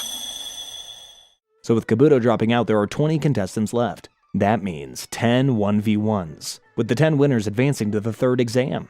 The electronic board picks the first matchup. Sasuke versus one of Orochimaru's Sound Village lackeys. Even though Sasuke is incredibly hurt by Orochimaru's curse mark, he's ready to fight.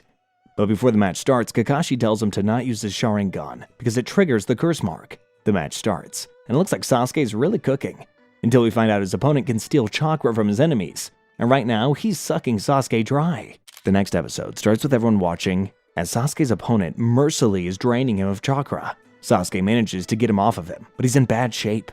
Naruto tries to motivate Sasuke from the sidelines, but it's not much help. That's when Sasuke looks at Lee and gets an idea. What's that idea? Copying the move Lee almost used on him.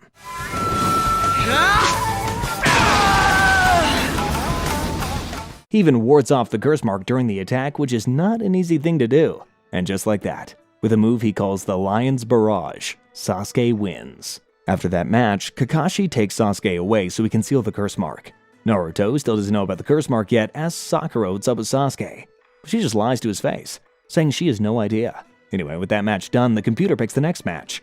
Shino versus Abumi, the guy from the Sound Village that got his arms broken by Sasuke. As the match starts, Orochimaru dips. I wonder where he's going.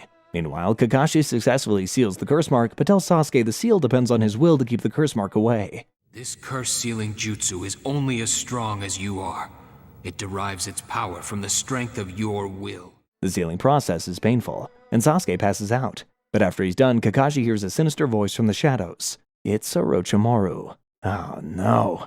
Episode 4 kicks off with Orochimaru, which is never a good thing to say. Kakashi asks Orochimaru what he wants from Sasuke, but the answer is obvious. He wants what both Sasuke and Kakashi have, the Sharingan. We then cut back to Shino versus Abumi, and the Sound Shinobi is going all out, even with 2 broken arms. Unfortunately though, Shino already blocked his jutsu with his bugs. He just knocks Abumi out. Poor guy. Back with Orochimaru, Kakashi is prepared to fight him to protect Sasuke. But Orochimaru doesn't want to fight. He knows Sasuke will eventually come looking for him, so he just leaves. And when he does, the look on Kakashi's face says it all. Kakashi has no shot against this guy. As always. But to play the game as you put it, I need pieces on the chessboard.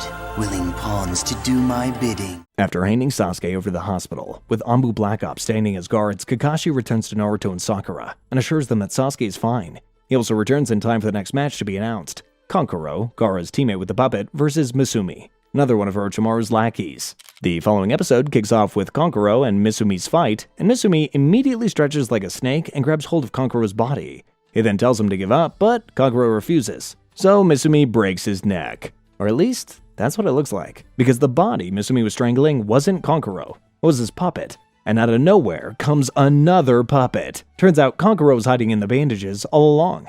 With that, Kankuro's puppet crushes Misumi, and he taps out, giving Kankuro the win. Later, Ino tries to get in Sakura's head and make her quit. But this isn't the weak Sakura anymore. She's ready for the challenge. And as luck would have it, the challenge comes looking for her. Because she's up next, and her opponent is none other than Ino herself.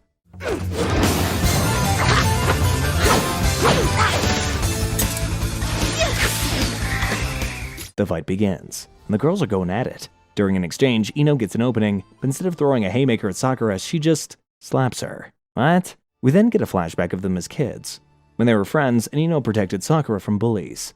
Ino still thinks of Sakura as that same weak girl and can't bring herself to hurt her. But Sakura gets super mad at Ino for going easy and immediately riles her up. Naruto doesn't get it, but as someone who is a rival in Guy, Kakashi does. That's just how rivals are. They want each other to do their best so they can beat them and become even better. So Sakura and Ino both put on their headbands and start fighting again. Episode 42 starts with the two girls really going at it. Sakura immediately brings out some clones and gets a good hit in, but the girls are so evenly matched that the fight goes on for 10 whole minutes. Ino losing her mind over Sakura being just as good as she is. So she cuts off her hair to show that she's not going to be left behind. By the way, if I had a nickel for every time a girl dramatically chopped off her hair in this anime, I'd have 2, which isn't a lot, but it's rare that it happened twice.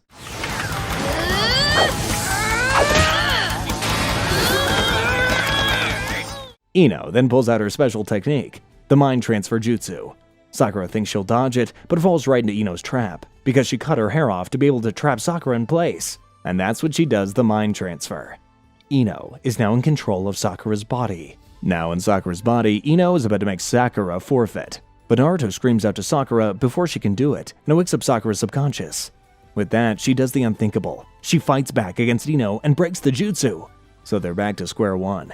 Except, they're not, because they're both completely exhausted. With one last exchange of punches, they both pass out, and they're both disqualified. It sounds like a bummer, but both of them have a smile on their face even when they're out cold. That is a real rivalry right there.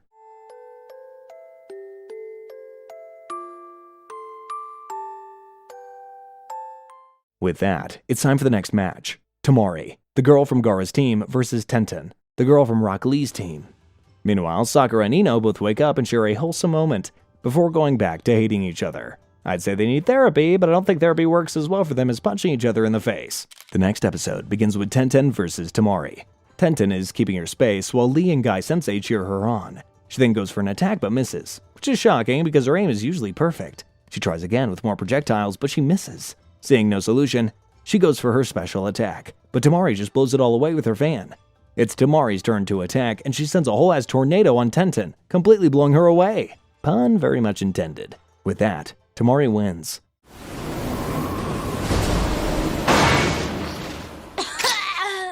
Tamari then tosses an unconscious Tenten, but Lee catches her, and he's not happy about the disrespect. He attacks her, but Guy stops him.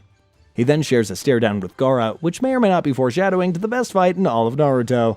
It is. It definitely is foreshadowing. With that, it's time for the next matchup, Shikamaru versus Tsuchi, the girl from the Sound Village. There's a problem. She's seen Shikamaru's jutsu, and he has no idea what hers is. The fight begins, and he tries his shadow possession jutsu, but she's seen it already. So she just moves out of the way and throws a couple of needles with bells at him. He dodges, but she didn't want to hit him at all. Turns out the bells are the real weapons. They produce a vibration that makes Shikamaru start hallucinating, and he sees like 25 different versions of her. With that, Tsuchi thinks that she's won. But here we learn the most important part of Shikamaru's character. He's smart. He manages to hide his shadow under the wire Tsuchi is using to control her bells, and takes control of her body. Then he makes her smack her head into the wall, knocking her out, and giving himself the W. Big deal, I'll do that too. And that's what I call using your head. After that, the next match is announced. It's Naruto versus Kiba. And that's how the next episode opens, with Kiba versus Naruto. Now, Kiba thinks he's an easy win on his hand. After all, Naruto couldn't even do a simple transformation jutsu. And so, with all that overconfidence, he charges towards Naruto and gets a brutal hit in. Everybody thinks that Naruto is down for the count, but Sakura and Kakashi know he's not going down that easy. Sure enough, he gets back up, so Kiba attacks again, this time using a smoke bomb to obscure his vision and starts smacking him around. Naruto tries to get out of the smoke, but runs into a charging Akamaru, who knocks him out. Now, it definitely looks like Kiba got him, and he calls Akamaru back to him. But then something weird happens. Akamaru bites Kiba. This, of course, is a ploy by Naruto. He was disguised as Akamaru. Everyone suddenly realizes Naruto isn't a pushover anymore. But Kiba isn't done. He feeds Akamaru a food pill, and he turns red, before transforming into a clone of Kiba.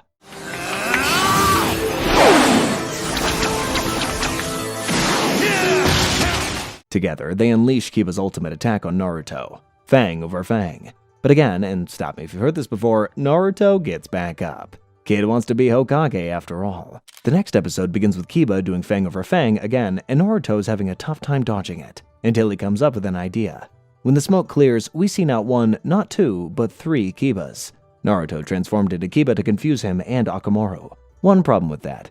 Kiba can tell Naruto by his scent, and immediately socks the imposter in the face. But the Kiba he hits turns into Akamaru. Thinking that he's been tricked, Kiba then smacks the other Kiba as well. But he also turns into Akamaru. Kiba is cooked now. He's got no idea what's going on. And in that confusion, we hear that the first Akamaru was Naruto in disguise. Just like that, Naruto gets a good hit on Kiba. And because Kiba knocked Akamaru out cold, it's a 1v1 now. Naruto says he has a secret technique, but Kiba wants to end the fight before he gets a chance to show it off. He launches a barrage of attacks, not letting Naruto breathe for a second. But still, Naruto gets back up, and finally unleashes his secret technique, which is a fart. Yep, real mature. You slowed him down at least! I wish I could say I planned it. Luckily though, as Naruto's deadly fart messes with Kiba's sense of smell, it gives him the opening for his actual new technique, which is a version of Sasuke's Lion Barrage, but with shadow clones. It does the trick.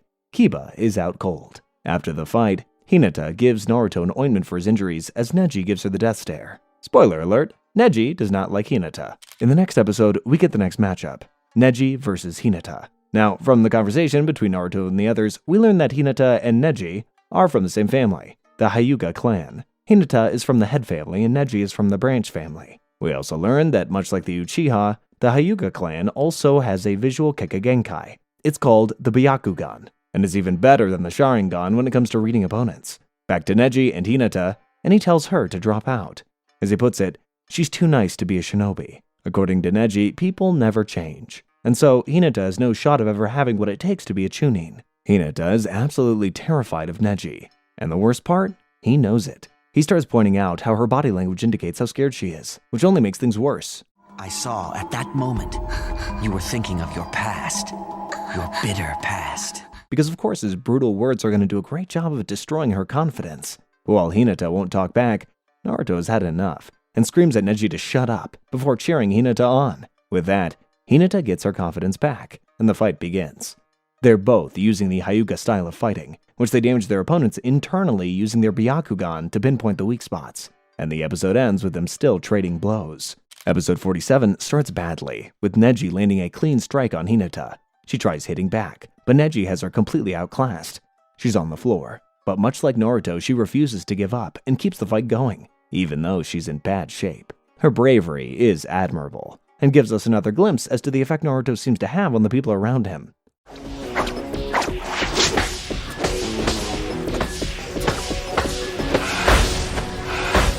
But as wholesome as all this is, it's no good when you're up against somebody like Neji. With one last devastating hit, Neji knocks her out cold. Or so we think. The proctor is about to end the fight, but somehow, someway, Hinata gets back on her feet and tells Neji the truth. He's the one who has a problem with who he is, not her. The truth hurts. And it certainly hurts Neji, who immediately runs at her, and the look in his eyes says death. Fortunately, the proctor, Kakashi, Kuranai, Hinata, Shino, and Kiba's sensei, and Guy all jump in to stop him from ending her. Neji then tells Naruto he's a failure too, and there's nothing he can do to change that. Naruto wants to throw down instantly, but Lee stops him. After all, the fighting should happen in an official capacity. Rich coming from the guy who just attacked Tamari, but okay. How is that, Guy-sensei? Good one, Lee. Nice going.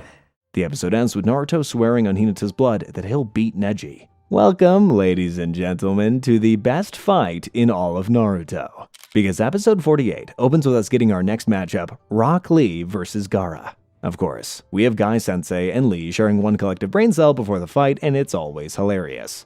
But with the jokes out of the way, it's time to throw down. Lee immediately goes in for a kick, but Gaara's sand protects him, before lashing back at Lee, who dodges back. Lee starts unleashing a barrage of attacks, and he's super fast, but he just can't hit Gaara.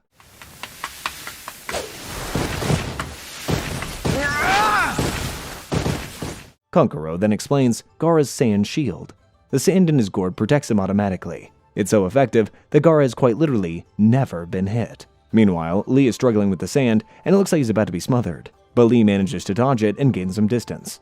When he does, Guy tells him to do the thing. That thing turns out to be removing his ankle weights that he was wearing. How heavy were they? Well, yeah, that heavy. In one of the most iconic scenes, every single person's jaw is on the floor, as Lee's speed gets him another hit on Gaara. Unfortunately though, that hit couldn't get past Gaara's second layer of defense, so Lee goes for the kill and brings out his special move, the Primary Lotus, which is just the most crackhead pile driver anybody has ever seen. It looks like Gaara has been beaten, but then the dust clears and we see the truth. It was just a sand clone. Episode 49 opens with Lee in disbelief that Gaara was able to swap in a clone.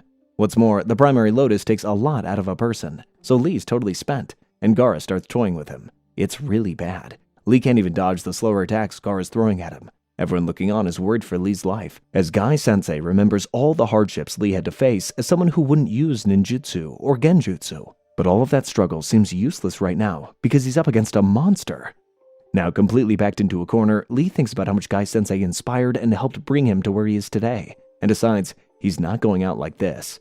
So he resorts to his secret forbidden technique, opening his inner chakra gates. So that Genin, that boy, is able to open the 8 inner gates and use the hidden lotus? Basically, humans have 8 chakra gates inside of them. Opening one gives you a lot of power, but also takes a huge toll on the body. The Primary Lotus Lee did already open the first gate, but one gate isn't enough to beat Gaara. So Lee decides to go all out, opening 3 gates and getting a huge power-up as the episode ends. And when the episode opens, turns out he's not stopping at 3. As he begins absolutely smoking Gaara, he opens the 4th gate as well, before opening the 5th gate in his final move. He's so fast and powerful that no one can even keep up with him, and everyone thinks Gaara is down for the count. But, surprise, he isn't. Despite Lee's best efforts, Gaara isn't down yet. Yeah, he's in rough shape, but he can still move. Lee, on the other end, can barely even crawl, which is a big problem. Gaara gets his sand around Lee's left arm and leg and uses his sand coffin technique to break them before moving in for the kill. And he would have gotten it too had Guy-sensei not stepped in and saved him. Guy stepping in to save Lee really confuses Gaara. He asks why he did that, and Guy says it's because he cares about Lee. Something Gaara doesn't understand at all. As you'll come to find out, Gaara is quite the troubled character. Anyway, he leaves the battlefield, and medics come in to take Lee away. But that's when tragedy strikes. The medic says that the injuries to Lee's arm and leg are super brutal. He's never going to be able to fight as a shinobi again. This devastates everybody, particularly Naruto and Guy, who can't believe Lee's dream could just end like this. Yes, yes, yes! This jutsu, in the end, only Lee could make it his own. But it's a cruel world that stops for no one. And just like that, the stage is set for the next matchup. Choji versus Dosu, the last Sound Village guy. The episode opens with Choji preparing to take Dosu down, before crashing into a wall and losing almost immediately. That wasn't even 60 seconds. With that, the finalists for the 3rd exam have been selected. But the 3rd exam isn't happening immediately. There's a whole month in between for the kids to prepare. Meanwhile, Kabuto meets up with Orochimaru to discuss his plan for Sasuke, and it's clear that while they work very closely with each other, they don't like each other as much as you'd expect. Still, Orochimaru asks Kabuto to bring Sasuke to him, and he sets off on his mission. Or that's what we think. That Naruto now holds a certain influence over our Sasuke. The thing to do is to get Sasuke away from him immediately. Turns out Kabuto actually doesn't trust Orochimaru and is about to kill Sasuke. He casually gets past the 3 Anbu Black Ops guarding him and is about to do it, when he gets stopped by Kakashi. A fight breaks out, and it looks like Kakashi has him cornered, but using the classic Shadow Clone bait and switch, Kabuto manages to escape. Back with the last 9 Genin, and they draw lots to decide their matchups. Naruto gets the matchup he wanted with Neji, whereas Sasuke gets the toughest matchup with Gaara. While the draw is decided, everyone begins preparing for their fights. Naruto's looking forward to being trained by Kakashi, but he's going to be training Sasuke. Thankfully, Kakashi has someone lined up to train Naruto, and it's Ebisu, Konohamaru's teacher. Oh, come on. The next episode opens with Naruto reacting exactly like how you think he would. He wants absolutely no part of being taught by this teacher. No, not that again! Harem jutsu? Obviously, he isn't a huge fan of Naruto either, but he owes Kakashi a favor, so he has to do it. So why does Kakashi want Ebisu to teach Naruto? Simple. While Naruto is turned into a fine ninja, he's not very good at the basic fundamentals of being a shinobi. So Kakashi wants him to help polish these fundamentals, which would make him even better. But where Naruto says he doesn't want to do it, Ebisu gives him a challenge. If Naruto can outrun him, he won't have to study under him at all. Naruto agrees and begins running, but no matter where he goes, where he transforms into, or how many shadow clones he uses, he just can't outrun him. And just like that, Naruto loses, and he has no choice but to stick with Ebisu. Control yourself, Ebisu. Ebisu then treats Naruto to some ramen while explaining his deficiencies. Basically, he tells him that he sucks at chakra control. What that means is he uses way more energy than he needs to perform stuff like his shadow clone jutsu, while Sasuke and Sakura are excellent at chakra control despite having less of it than Naruto. So he takes Naruto to a hot spring and begins teaching him how to use chakra control to walk on water. But while they're training, they see an old man peeping in the lady's hot spring. Ebisu immediately rushes to stop him, but the old man summons a big frog and just slams him into the ground. What's wrong with you? Keep it down. Do you want to get us busted, you idiot? Naruto's amazed. Who the heck is this old pervert? Well, his name is Jiraiya, and as we'll come to see, he's one of the greatest characters in anime history. For now though, Jiraiya isn't a cool shinobi, he's just a pervert. Naruto's impressed by how he took out Ebisu, but he's not impressed by his shenanigans. Still, since he took out his teacher, there's no one to train Naruto now. So Naruto starts asking the pervy sage to train him. But the old man isn't interested in doing it at all. He just wants to do perverted stuff. Of course. There you go, kid. You can train in there for a while. But Naruto is nothing if not persuasive. And after spending the whole day going after him and using his sexy jutsu, he manages to convince the pervy sage to help him. So Jiraiya takes Naruto to a pond and tells him to try walking on water again. He does it for a bit, but then falls right in. Jiraiya has a good laugh of it at first, but when he focuses on Naruto, he realizes the reason why he can't control his chakra. It's because of the seal Orochimaru put on him. What's more, he actually knows Orochimaru by name, and he also knows the Nine Tails is inside Naruto. He undoes Orochimaru's seal and asks Naruto to try again. Wouldn't you know it, he actually manages to walk on water perfectly. You know, you have quite a tight, sexy little body. What the? With the training done for the day, they take a bath at a hot spring. As Naruto sleeps, Jiraiya watches over him, and Ebisu shows up. Jiraiya apologizes for stealing his student, but Ebisu says it's fine. He's more concerned about how the Leaf Village has been looking for Jiraiya for ages. He asks if it's because of Orochimaru, but Jiraiya says he doesn't want to get involved with all that. But Ebisu isn't having it, and says he's the only one who has the power to take him out. After all, he's one of the legendary Shonen, just like Orochimaru. Looks like this new sensei guy is more than just an old pervert. The next episode opens as Ebisu leaves Jiraiya's side, saying he believes in him. Meanwhile, we cut to Dosu, who comes to fight Gaara at night, but Gaara's awake. What's more, he turns into some kind of monster and takes Dosu out on the spot.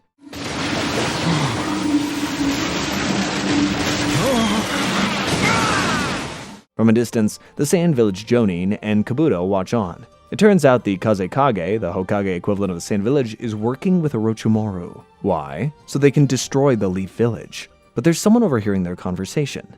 Hayate, the proctor for the third exam. Unfortunately for him, they both know that he's there, and the Sand Village Jonin tracks him down and takes him out. I do not like where this is going. The next morning, Jiraiya is being his usual pervy self, but Naruto snaps him out of it. So they get back to training, and Jiraiya tries to get Naruto to harness the Nine Tails chakra inside of him. But try as he may, he just can't do it. So Jiraiya comes up with a plan. If Naruto uses up all of his own chakra, he should be able to use the Nine Tails chakra. So Naruto summons a bunch of shadow clones and straight up has a Fortnite battle royale with all of them.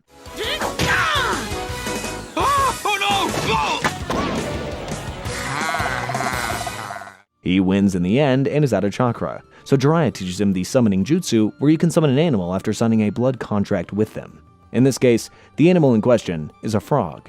Naruto happily signs and then tries summoning a frog of his own, only to summon the smallest tadpole you've ever seen in your life. Boy, this is gonna take some work. Another episode and another moment of Jiraiya being a pervert. Anyway, Naruto is still trying to summon a frog, but all that he can muster is a tadpole. Listen, if you're not going to take this seriously, then I'm through with you. Do you understand me? I am serious! You're the one who's staring at the girls, you old goat! We then cut back to Sakura, who's still thinking about Sasuke and his curse mark. Meanwhile, Hayate's death has been discovered and is being discussed by the Hokage and the Jonin of the Leaf Village. They discuss whether or not they should call off the Chunin exams, but the Hokage says they can't. It would be a sign of weakness. Back with Sakura, she decides to pay Sasuke and Lee a visit at the hospital. She stops by a flower shop to get some, only to see Ino standing at the counter. Ino then decides to accompany Sakura to the hospital, where they run into her teammates Shikamaru and Choji, as well as their teacher, Asuma Sensei, enjoying a nice meal. We then get a glimpse of every Leaf Genin's training for the tournament before seeing the Sand Genin having a heated conversation, but we can't hear them. Quick check-in on Naruto. Nope, he's still summoning tadpoles. Can't you see it? This one's bigger than the last one! Who cares? It's still a tadpole! Back to Sakura and Ino. They go to visit Sasuke only to see that he's gone from his room. We cut to Kakashi climbing a cliff with one hand, and he's criticizing himself for struggling. I mean, of course. I could do that without struggling, so, I could see why he's embarrassed. Anyway, when he makes it to the top, he sees Sasuke standing there ready to begin his training. Meanwhile, Sakura and Ino go to check up on Lee, and guess what? He's not in his room either. Only difference is he's not too far away. He's in the hospital garden doing 200 one-arm push-ups. Despite the fact the doctors told him he'll never be a shinobi again, he's just not giving up. Unfortunately, though, he soon passes out, and Sakura and Ino can do nothing but look on in pain. We get a glimpse of Shikamaru training as well before going back to Naruto, who has finally made progress. It's obvious our friends in the swimming suits aren't coming back, so how about we call it a day, huh, Naruto? He can now summon a tadpole with rear legs. The following episode opens with some more progress for Naruto. His tadpole has 4 legs. Unfortunately, that's the result of 3 whole weeks of training, and Naruto is exhausted, so Jiraiya decides to speed things up. First, he takes Naruto to have a nice bath and to have some ramen. Thanks a bunch, pervy sage! He left! Before he tells him to go and hug Sakura. That, of course, ends with Naruto getting socked in the face by her. After completing this little checklist, Jiraiya knocks Naruto out. When he wakes up, Jiraiya chucks him down a cavern to put him in a life-or-death situation, hoping that this will finally bring the Nine-Tails chakra out of him. That's when Naruto has a vision. He's inside of what looks like a prison, and he sees a huge jail cell. From inside the cell, we see enormous fangs, claws, and eyes. It's the nine-tailed fox inside of him. The Nine-Tails threatens him, saying that he wants to kill him, but can't open the seal. Naruto, however, does not care. In fact, he tells the fox that since he's living inside of Naruto, he needs to hand over some chakra as rent, which is just hilarious. Surprisingly, the fox actually agrees. After all, if Naruto dies, he dies too. This is it! Summoning jutsu! So he hands it over, and Naruto tries summoning again. But instead of a tadpole this time, Naruto summons a gigantic frog, as Jiraiya watches on with a proud smile on his face. The next episode opens with Naruto on the back of a gigantic frog that he summoned. One problem though, that frog is the chief toad, Gamabunta, and he really didn't want to be summoned. He immediately suspects Jiraiya and starts calling him out. Jiraiya, hearing the anger in his voice, just kind of dips, leaving Naruto all by himself. Knock it off, you toad jerk! You've been talking down to me and saying whatever you want since you first got here! At first, the enormous frog doesn't even believe that Naruto could have summoned him. After all, he's just a kid. Naruto tries being nice, but Gamabunta is super mean, so he snaps back. Naruto says that since he summoned him, he's the master. Gamabunta just laughs and jumps out of the hole that they're in. But Naruto's determined, so he gives the frog a challenge. If he can stay on his back for a whole day, he gets to be his master. Gamabunta agrees, and puts him through the most grueling rodeo that anybody has ever seen, as Jiraiya watches them from the distance. Look at that! Isn't that rainbow pretty? Yeah, it's gorgeous! Oh yeah, I'll say. We take a brief cut to the Sand Genin, and there we see what their plan is. Basically, their treaty with the Leaf Village isn't exactly fair. They're struggling financially, and therefore having a hard time building up their military strength. So they've joined forces with the Sound Village to take them down so that they can have their fair share again. Back with Naruto, he's still on the frog's back, despite his best efforts. At one point, Gamabunta almost gets him to fall off, but he uses his shadow clones to stay on. Unfortunately, that was all he had, and he passes out while celebrating. It's a shame too, he almost made it through the whole day. Still, it was enough to gain this frog's respect. It's the first time since the 4th Hokage that someone has dared to climb on my head. And he drops Naruto off at the hospital on his way back. Only Naruto could gain somebody's respect through sheer stubbornness. The next episode opens with Naruto waking up in the hospital. And guess who's there to check on him? Good old Shikamaru. This is the point where the Leaf Genin all start forming a pretty good bond with each other. He gives Naruto some fruit, and then tells him he's been out cold for 3 days. This sends Naruto into a panic, but he eventually calms down. While they're talking, Sakura heads to Ino's flower shop again to get some flowers for Lee, and Ino joins her, getting some fruit for Choji. But after Sakura leaves Lee's room, guess who shows up there? Gaara. Yep, he's been troubled ever since he saw how much Guy cared about Lee, and he's here to finish him off for good. But why? He failed. Why save him? He's about to use the sand coffin on him, but Shikamaru stops him with his shadow possession jutsu just in time. They ask him what the hell he's doing, and Gaara's answer is simple. He's killing Lee. Why? Because he wants to. Naruto tries to scare him off, saying he has a monster in him, but Gaara is unfazed, saying he has a monster inside of him too. We then finally find out what his deal is. Before he was even born, his father, the Kazekage, trapped a sand spirit called Shukaku inside of him. Then during his birth, Gaara's mother passed away. Then after his birth, he was feared by everybody. So much so that his father has been trying to have him killed since he was 6 years old. Hearing this story, Naruto realizes he is the same as Gaara. The only difference is that he had Iruka-sensei to help him turn out alright. But Gaara has no one. Because of this, he's an emotionless monster with a throat for blood. Gaara then breaks free from the shadow possession and is about to end all three of them, but Guy-sensei shows up at the perfect time yet again and saves them. Gaara leaves, but not before saying that he's going to kill them all. Yikes, brother, you really need to chill out. The following episode begins with Naruto going to get some ramen, but he's alone this time. Seeing this, the shop owners give him one huge bowl to congratulate him for making it to the final exam. But after that, it's back to being alone. In fact, the poor kid spends the entire evening before the match completely on his own. He tries to catch some sleep at night, but he can't because he's too nervous. And it's easy to see why. He's a massive underdog against Neji, and everybody knows it. To calm his nerves, he goes to the forest where Iruka-sensei made him a genin, and runs into Hinata. There, they have a super wholesome exchange, and Hinata helps Naruto get his groove back. Thought you were, What? gloomy, timid, always terrified, and basically completely weird. But then the fireworks start, and he realizes that he's late, so he's got to run to get there. Now, super late, Naruto thinks he's not going to make it. Luckily, he runs into Konohamaru, who says he knows a secret path, only to find out that it's been blocked. But he says he knows another secret path, which takes Naruto to the hot springs, even further away from the arena that he was before. And then Konohamaru gives his final idea: riding a bull. Seems like a flawless plan until the bull starts chasing Naruto. Great job, Konohamaru. Soon, about 50 bulls are chasing Naruto, and the sheer fear of them making him reach the arena just in time. But when he gets there, all jokes are over. It's time for fighting. When Naruto gets there, he realizes that Sasuke hasn't made it yet, and neither has Dosu. Dosu isn't here because he's dead. But where's Sasuke? Well, wherever he is, he better make it there by the time the match starts, or he'll be disqualified. Meanwhile, the proctor explains that the rules are the same as the preliminaries. Everything goes, and the match ends when he says it's over. With that explained, we move on to the first matchup, Naruto versus Neji. People in the crowd give Naruto absolutely no chance. But Kiba knows better than to underestimate him. He thinks that Neji is in for a surprise. Before the match, Naruto reiterates his promise to beat Neji, and for some customary trash talk, the fight begins with a little stare down. Soon enough, Naruto goes right after Neji, but it's a bad plan. Neji is the master of taijutsu, and immediately puts the smackdown on Naruto.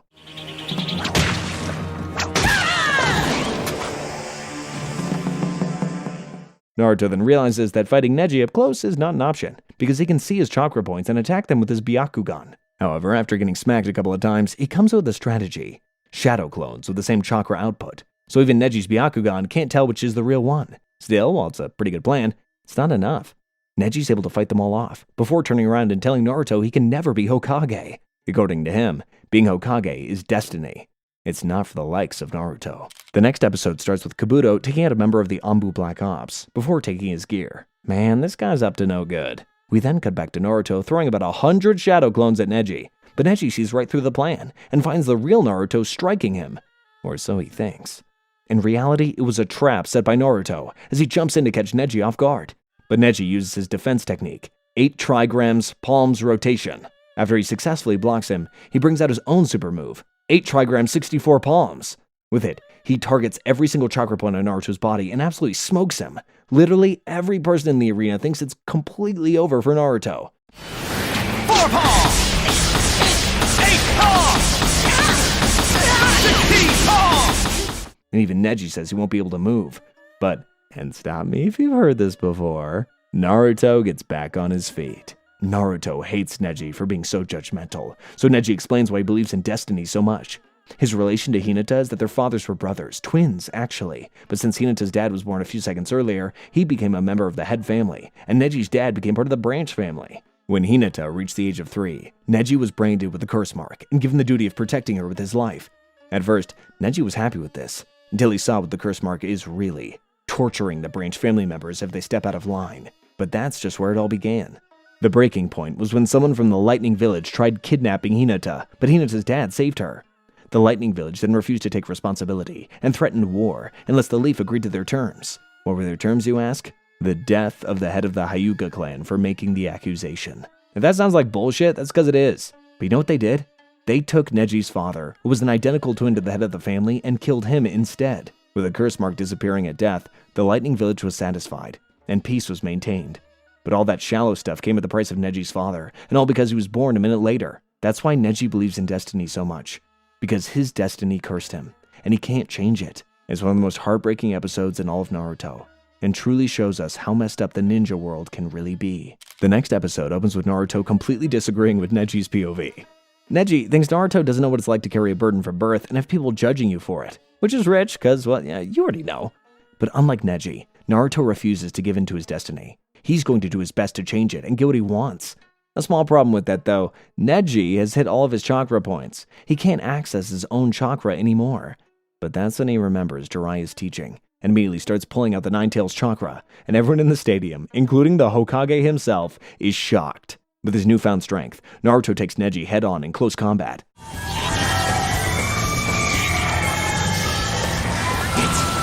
It's not possible! What's more, he's really fast now. He's giving Neji the business. They have a clash, and there's a big explosion. When the dust settles, there are 2 craters in the ground. Neji crawls out of his crater and goes to see Naruto passed out in his. He's about to start yapping again, but that's when the ground under him starts cracking, and out pops Naruto, giving him the most disgusting uppercut of all time. The Naruto in the crater was, yeah, you guessed it, a shadow clone. Naruto dug his way underground so he could ambush Neji, and it worked. Neji falls flat on his back. The punch was just too much. He can't move.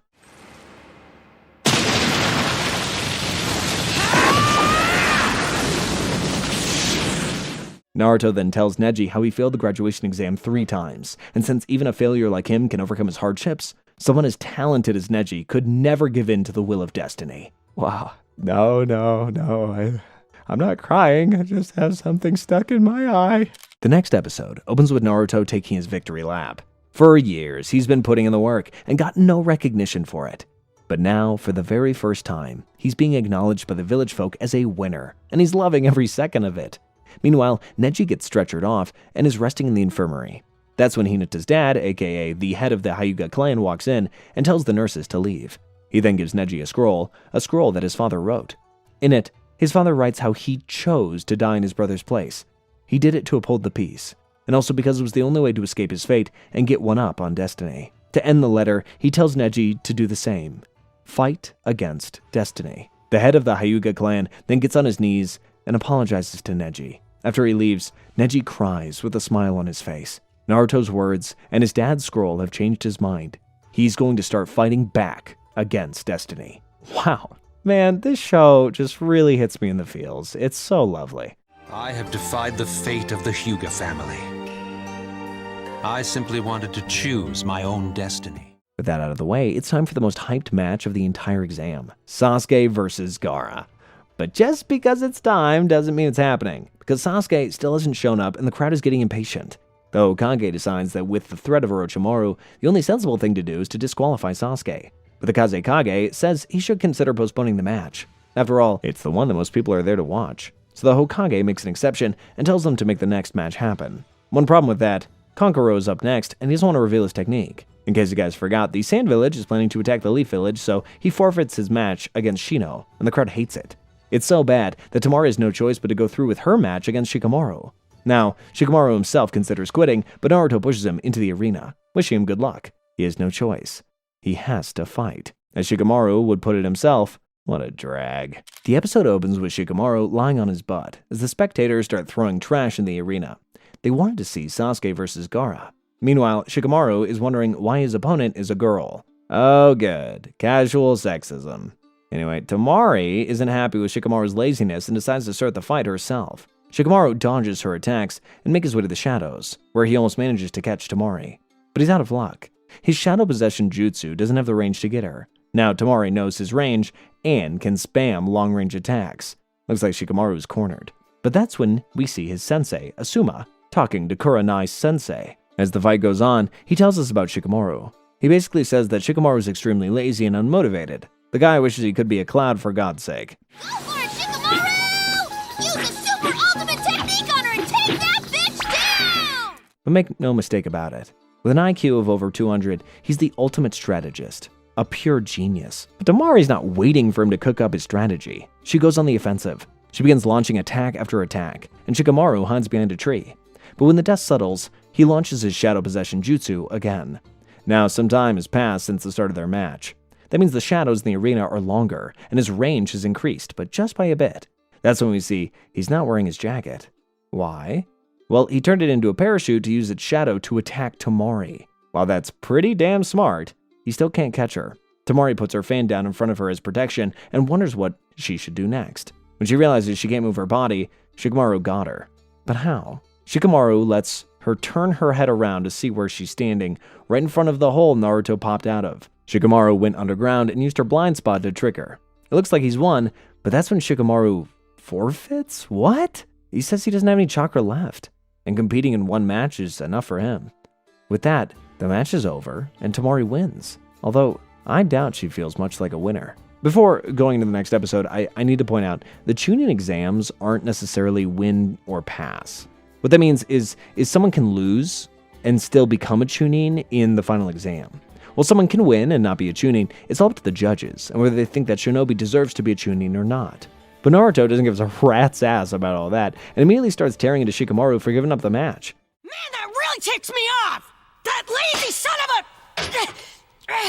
I'm gonna give him a piece of my mind! But Shikamaru isn't too bothered and says they should focus on the next match, Sasuke versus Gaara. But Sasuke isn't there. The Hokage really thinks they should cancel it, but the Kazekage insists on a 10-minute wait. When the 10 minutes pass, the proctor is about to cancel the match. But at the literal last second, Sasuke and Kakashi show up. Bunch of show-offs, I love them.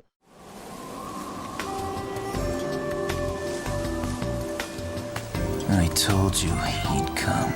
After showing up, Kakashi apologizes for their shenanigans and finds out Sasuke hasn't been disqualified.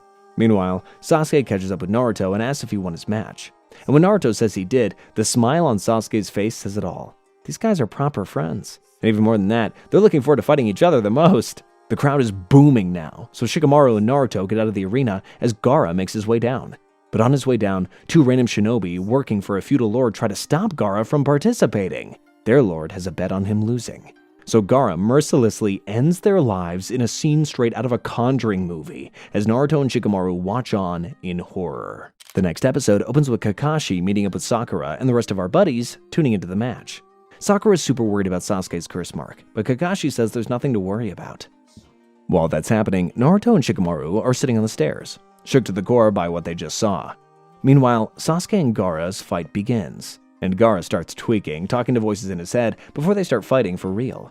Now that's the second time Sasuke has stolen Lee's whole flow, word for word and bar for bar. Somebody's gotta stop this. What's happening? Akamaru recognizes one of the Anbu Black Ops members as Kabuto, so Kabuto knocks them out to avoid being caught. Back in the fight, Sasuke has enrolled in the Rock Lee school of giving Gaara the business. Kakashi even says Sasuke straight up copied Lee. That's how effective Lee was.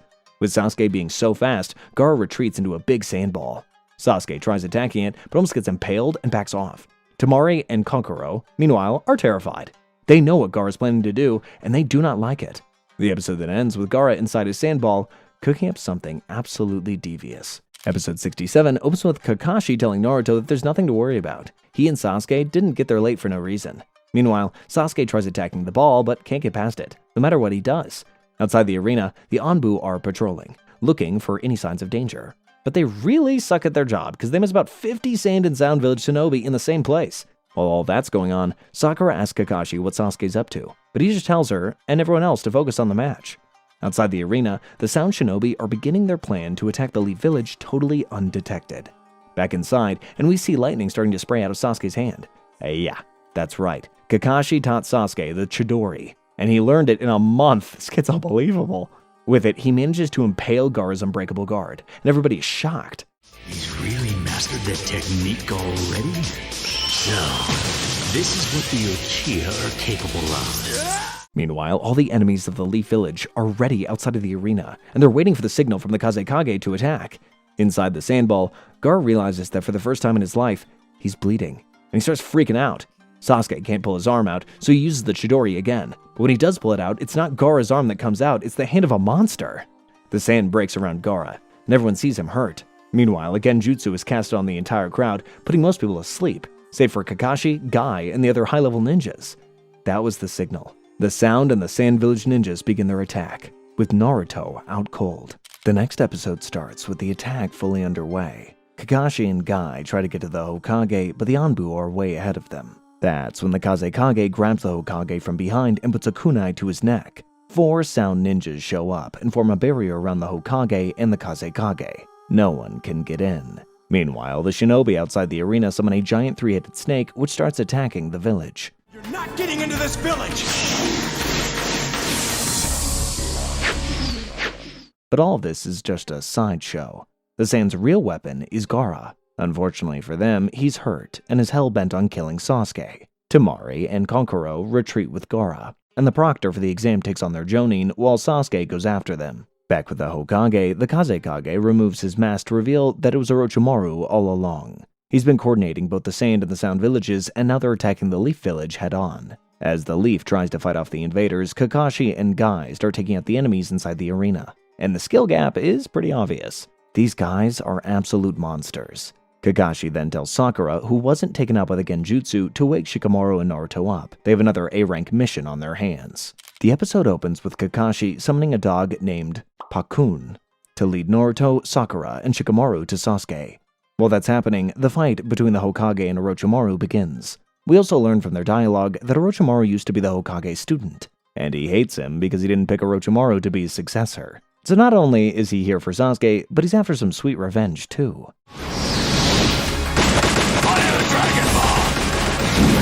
And as the fight continues, Sasuke keeps chasing Gaara. With the warm-up out of the way, both Orochimaru and Hokage get serious. Orochimaru tries summoning 3 people with the reanimation jutsu. Simply put, that jutsu lets you reanimate dead people. And who does this monster summon? Nothing crazy, just all 3 of the dead Hokage. The third manages to stop the 4th Hokage from being summoned, but that still means he's in a 3v1. The first Hokage, the second Hokage, and Orochimaru versus the third Hokage. That's just plain unfair. As the first and the second come out of their coffins, they greet the third as a friend, and immediately realize they've been summoned to fight him as an enemy. If you're not familiar with the show, you might be wondering why they're such a big deal. Well, it's because those 2 were the people who built the Leaf Village into what it is today. Not only that, but they're also 2 of the strongest shinobi of all time. It's like Carlos Alcaraz summoning Prime Federer and Nadal to take on Djokovic.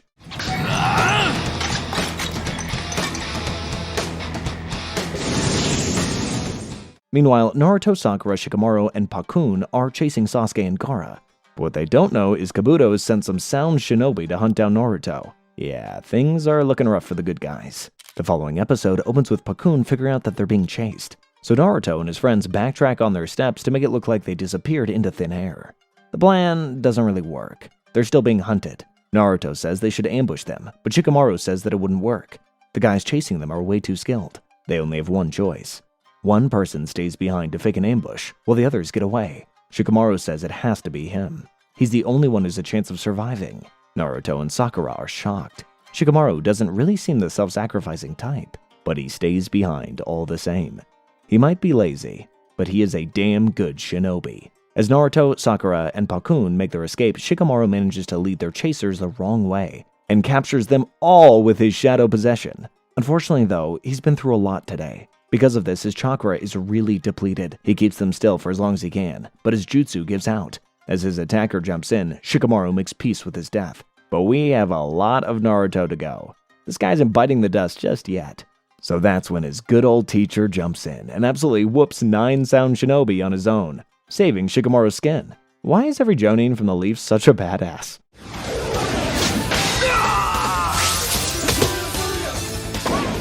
To end the episode, we see the 3rd Hokage stare down Orochimaru and the first 2 Hokages. Ooh, it's about to go down.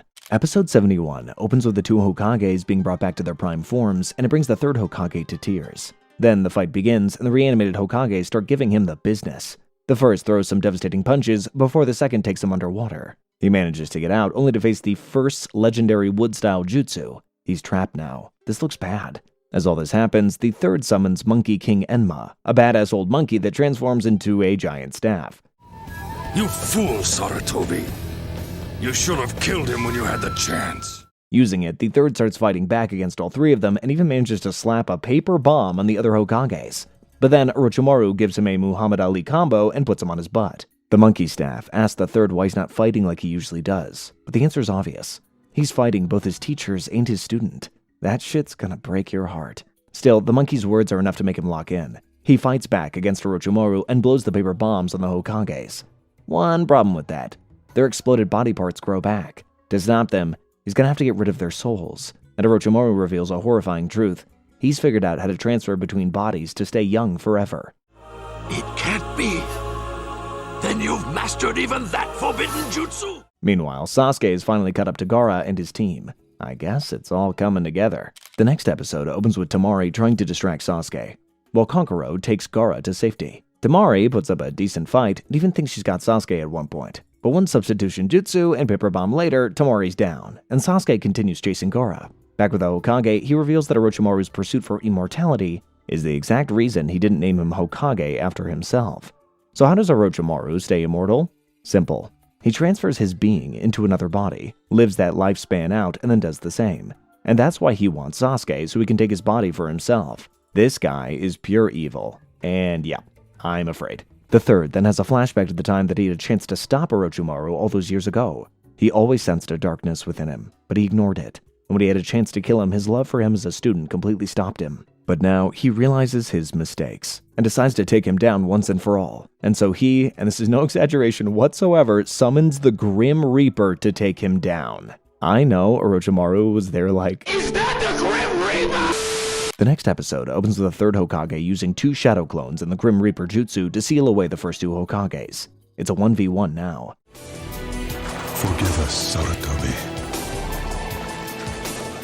After that, he jumps in to seal Orochimaru too and begins the jutsu. Orochimaru is stuck, so he summons his sword in to stop him. Meanwhile, the 3-headed snake is terrorizing the village and it looks like he can't be stopped. That is until a massive frog appears on one of the heads and takes it out. That's right, Jiraiya is here, and he's joined the fight. Meanwhile, the third Hokage explains the jutsu to Orochimaru. Basically, it seals the souls of the person who's using it and the person that it's used on, inside the stomach of the Grim Reaper, where they fight each other for all of eternity. But Orochimaru isn't going down that easily, and he starts pushing his sword deeper inside the third, trying to end him before he can complete the sealing.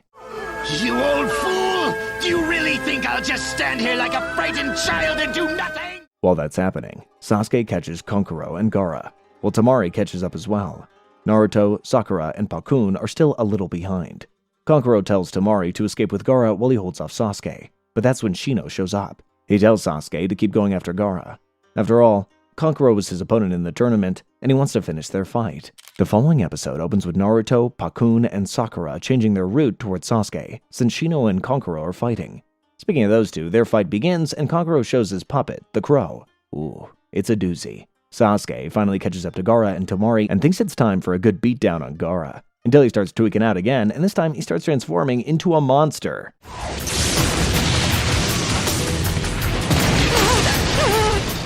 Iruka-sensei takes all of his students to safety as the fighting continues in the village. The third and Orochimaru are still struggling, trying to get the other down. Meanwhile, Shino and Kankuro are fighting, and while Kankuro's puppet is pretty fearsome, Shino's smarts and his strategic use of his bugs is just too much. Even though Kankuro manages to poison Shino, Shino uses his bugs to take out the puppet first, before taking down Kankuro. They both pass out. And well, the battle ends in a stalemate. But how? These stinking beetles! Meanwhile, Gaara is half monster now, and is hunting down Sasuke, calling him his prey and wreaking havoc everywhere. This is not looking good. Episode 75 kicks off with Gaara's all-out assault on Sasuke, and he's getting flashbacks of his childhood. As you can imagine, he was treated a lot like Naruto, shunned, with no friends, and treated like a monster. He then thinks back to his conversation with Sasuke earlier, where he told him to be prepared for a death match whenever they fight. As I said before, we have the same eyes. Eyes with a hunger for power. And as Sasuke charges his Chidori and Gaara prepares to attack, it looks like that deathmatch is here. As the Hokage and Orochimaru are still struggling, Sasuke tears through Gaara with his Chidori. But Gaara just laughs the head off and grows a tail. Though Sasuke's limit is supposed to be 2 Chidoris in a day, he goes for a third, and awakens the power of the curse mark. It completely takes him out, and he is at Gaara's mercy.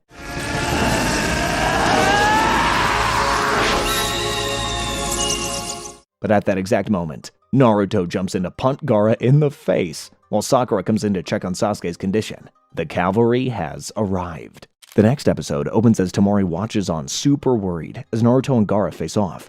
Meanwhile, Sasuke is completely cooked by using a third Chidori, even though Kakashi specifically told him to never use more than 2. Gaara goes after Sasuke again, but Sakura jumps in the way and tanks a big hit. Unfortunately for Gaara, that show of love triggers another flashback, one of his caregiver and mother's sister, Yashimaru. She taught him about pain and suffering, both physical and emotional, and also taught him what love is. Little Gaara is really cute. How did he turn into a monster? I know I'm not bleeding, but lately I've felt a lot of pain here. Well, we find out it's because everybody treated him like one. Even when he tried apologizing for his mistakes and making up for them, everyone still looked at him like a freak. It breaks his heart, and he's crying on a roof when an assassin tries to kill him. And when he takes the mask off, the assassin is none other than Yashimaru. Now, that is really messed up. No wonder he lost his mind. And with the flashback done, the fight between him and Naruto is on. But as the next episode starts, Naruto seems out of his depth. Gaara is a literal monster, and he's slapping Naruto around. And that's when we get the final piece of why Gaara is the way that he is. Not only was his dad the one that commissioned the hit on him, but Yashimaru hated him anyway. She then tries to blow him up in a big explosion, but his sand saves him. And that was the final straw in turning Gaara into a monster. Naruto tries summoning the chief toad Gamabunta and fighting him, but can only muster a small frog named Gamakichi. He's so weak that Naruto has to save him instead. What is it? What do you want, kid? Well, whatever it is, I hope you brought along some treats. Because if you think I'm doing anything for nothing, you're wrong. Meanwhile, Gaara almost completely turns into a monster. Naruto knows Gaara is the same as him, hated by all. But when Naruto had Haruka and Kakashi Sensei, as well as Sakura and Sasuke, Gaara had no one. And that's exactly why he needs to save Gaara. Because even though Gaara thinks that he's a monster, he can still be saved. Unfortunately, though, to save him, he needs to beat him first. He's getting his ass beat right now. Naruto still isn't phased, though. He's gonna save his teammates, the village, and Gaara, no matter what. The next episode starts with Naruto's shadow clones taking on Gaara, and he uses Kakashi's 1,000 Years of Death on Gaara. Come on. Well, turns out he stuck a kunai with a paper bomb on him, and he manages to do some damage. Sasuke tells Naruto to save Sakura and make a run for it. He doesn't want his friends to die. But this is Naruto. He's not running from anything. And so he summons a whole bunch of shadow clones and tells Sasuke to sit this one out before unleashing a fresh can of whoop-ass on Gaara.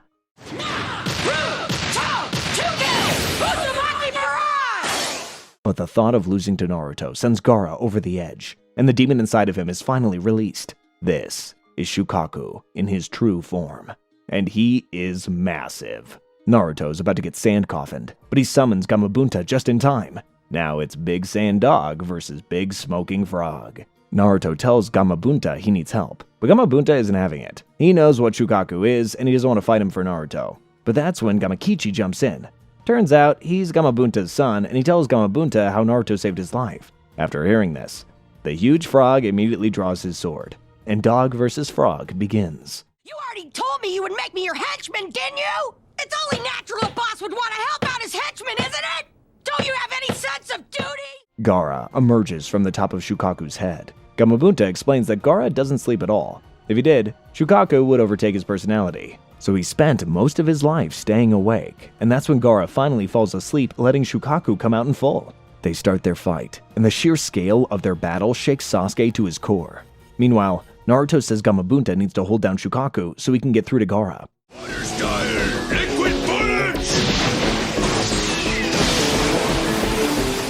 One problem, though. He doesn't have any claws or fangs to keep Shukaku down, so he asks Naruto to transform him into something with fangs and claws. And guess what reference Naruto has? Yeah, Naruto transforms Gamabunta into the nine-tailed fox. That's so cool. The next episode opens with Gamabunta in Nine-Tails form trying to hold down Shukaku. It takes some effort, but Naruto manages to punch Gaara and wake him up. But Gaara traps him in his sand and he's stuck. Meanwhile, the Hokage and Orochimaru are still struggling at death's door, and Orochimaru is shocked at how the Hokage is still going. But it's not chakra that's keeping him going, it's his will to protect the Leaf Village. After all, they're all his family. Meanwhile, the Sand Shinobi in the village are wondering why they faced almost no resistance, and why they can't find any women or children. Well, that's because Anko and Iruka evacuated everybody safely. And with the evacuation complete, the Leaf Village starts its counterattack. All the Jonin start taking on groups of enemy shinobi, including the parents of Hinata, Ino, Shikamaru, and Choji. Come on, fellas. You've never heard of the Shadow Paralysis Jutsu? Meanwhile, Naruto uses the power of the Nine Tails to break free from the sand, and he headbutts Gaara.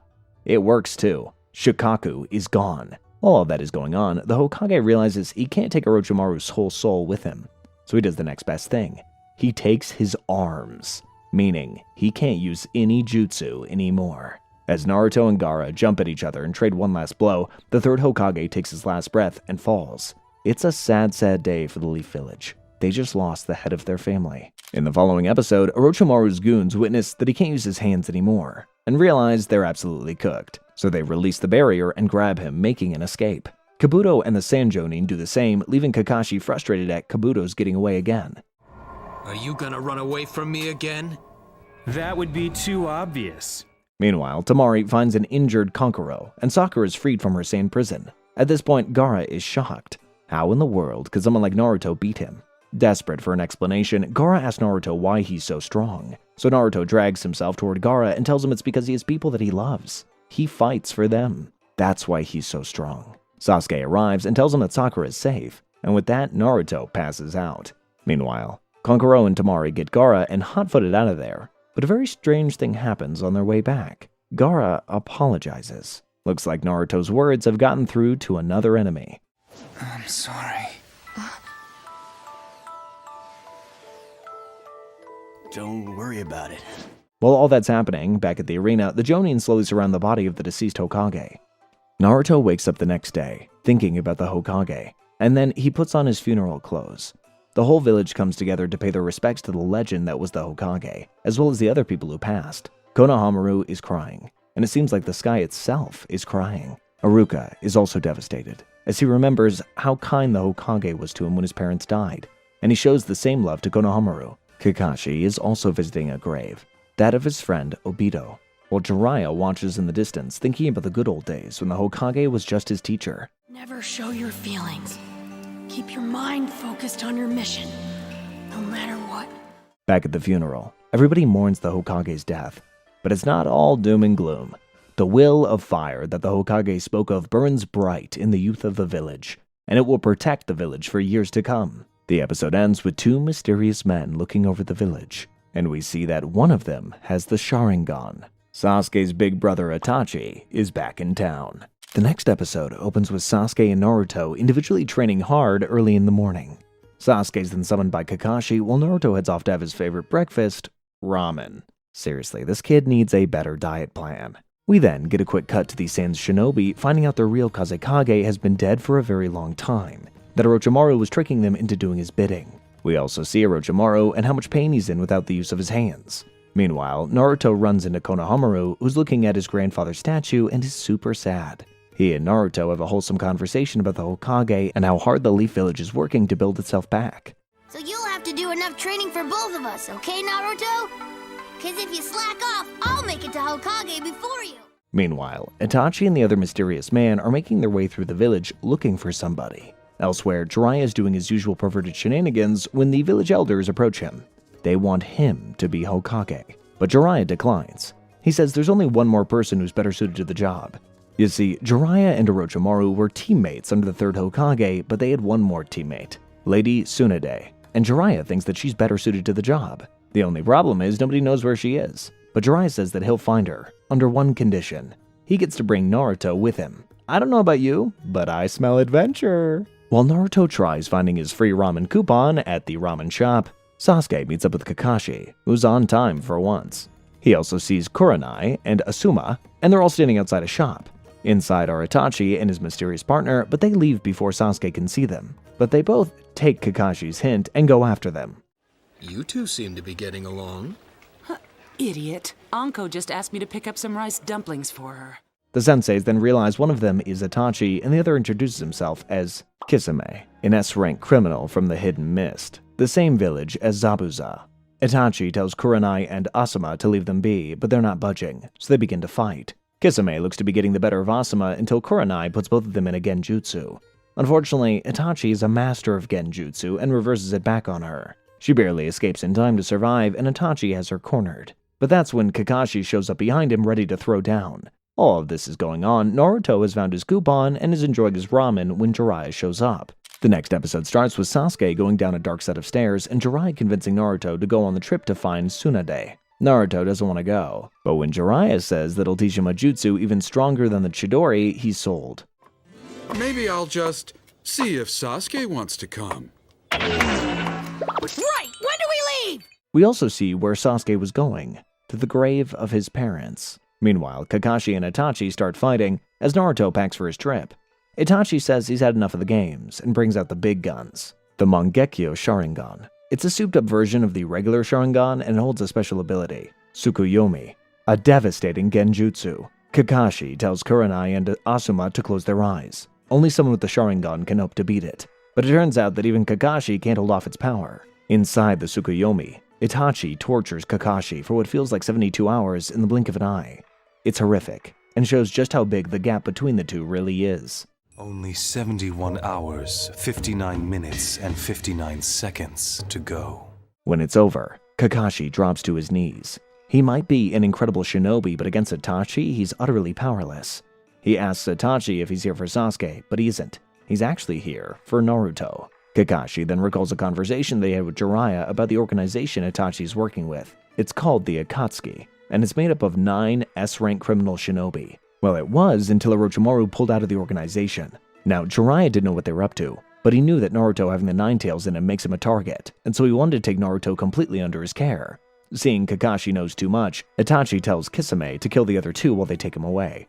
But before Kisame can, Guy shows up and kicks him like a football. Kakashi passes out, so Guy hands him over to Kurenai and tells Asuma to get ready for battle. But Itachi tells them they didn't come here for war, so they retreat. And the episode ends with Naruto and Jiraiya leaving the village, beginning their journey to find Tsunade. The following episode opens with Naruto and Jiraiya making their way towards Tsunade.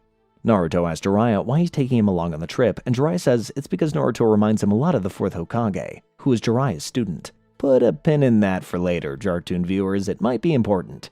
Meanwhile, Sakura takes some sweets over to Ino's house and remembers Sasuke telling her how hard Naruto fought to rescue her from Gaara. Meanwhile, Sasuke is frustrated at how much stronger Naruto has gotten and is training non-stop to catch up with him. Back with Itachi and Kisame, they're surprised to see Jiraiya is with Naruto. Kisame says he has no shot against Jiraiya. Hell, even Itachi says that the best case scenario for him is that they both end up killing each other. Still, he says that even someone like Jiraiya has weaknesses. If we fight him, then both the Uchiha clan and the 7 swordsmen of the mist will have their names dragged through the mud. Meanwhile, Jiraiya and Naruto get to know each other a little better, and he realizes that Naruto is a lot like him. They even made the same mistakes during his bell exercise as a genin when the 3rd Hokage was his teacher. Ah, just shut up, you flat-chested cutting board! What did you say? Back at the Leaf Village, Guy, Kurenai, and Asuma are tending to an injured Kakashi when Sasuke walks in and asks them what's up. They're not telling him anything, but that's when another shinobi walks in and spills the beans. Enraged at Itachi being back and wondering why he's after Naruto, Sasuke starts going after Naruto and Jiraiya. Meanwhile, Jiraiya sees a pretty lady and sends Naruto to the room to practice chakra control while he does his usual perverted nonsense.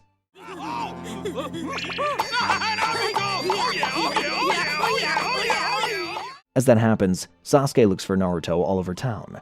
Just as Naruto gets tired, Sasuke finds their hotel and gets the room number. There's a knock on Naruto's door, and he opens it. Naruto opens his door to find an Uchiha, but it's not Sasuke, it's his brother. Sasuke was at the wrong hotel, and now Naruto is staring directly into the Sharingan of Itachi Uchiha. Oh no. Episode 84 opens with Naruto staring at Itachi and his Sharingan, realizing it's the same eye as Sasuke. Kisame shows up too, and Itachi tells Naruto he has to come with them. Meanwhile, Sasuke is still looking for Naruto, and he has a flashback of his childhood with Itachi. He wasn't always a dark, brooding kid. He used to be normal. He wanted to spend time with his older brother. From his flashback, we also learn that Itachi has been a badass since he was a child.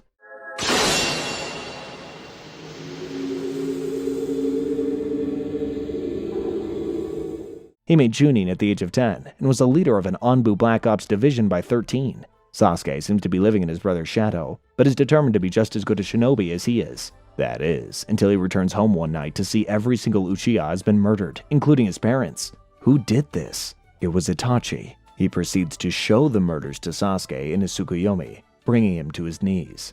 Itachi says he did it to test his skills, which makes Sasuke furious. He tries attacking Itachi, but gets beat down.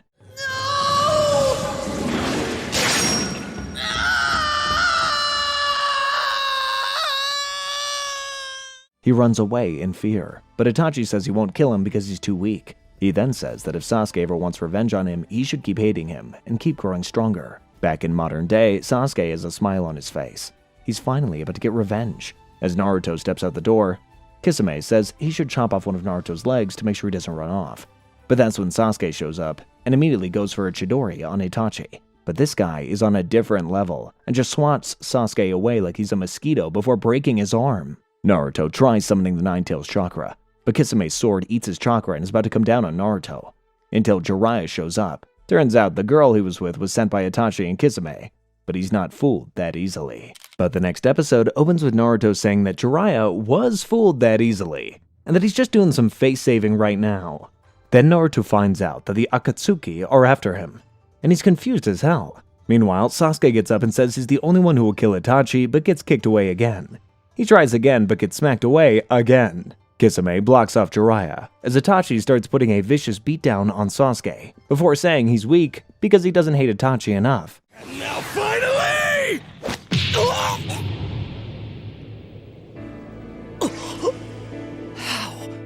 He then puts him in another Tsukuyomi, showing him the death of their parents over and over again, making him pass out. Talk about lil broing someone, damn. Jiraiya is done watching, and so he puts up a jutsu to both save Sasuke and catch the Akatsuki boys. They start running from Jiraiya's jutsu, but it's faster than they are. They turn a corner and it looks like they'll be caught, but when Jiraiya catches up, he sees that his jutsu has been burned through by a certain black fire. Remember the black fire, guys? It's called Amaterasu, and it'll be important. Back with Naruto and Jiraiya, Naruto's about to touch the fire, but Jiraiya tells him to get back, and is still wondering what the hell that black fire is.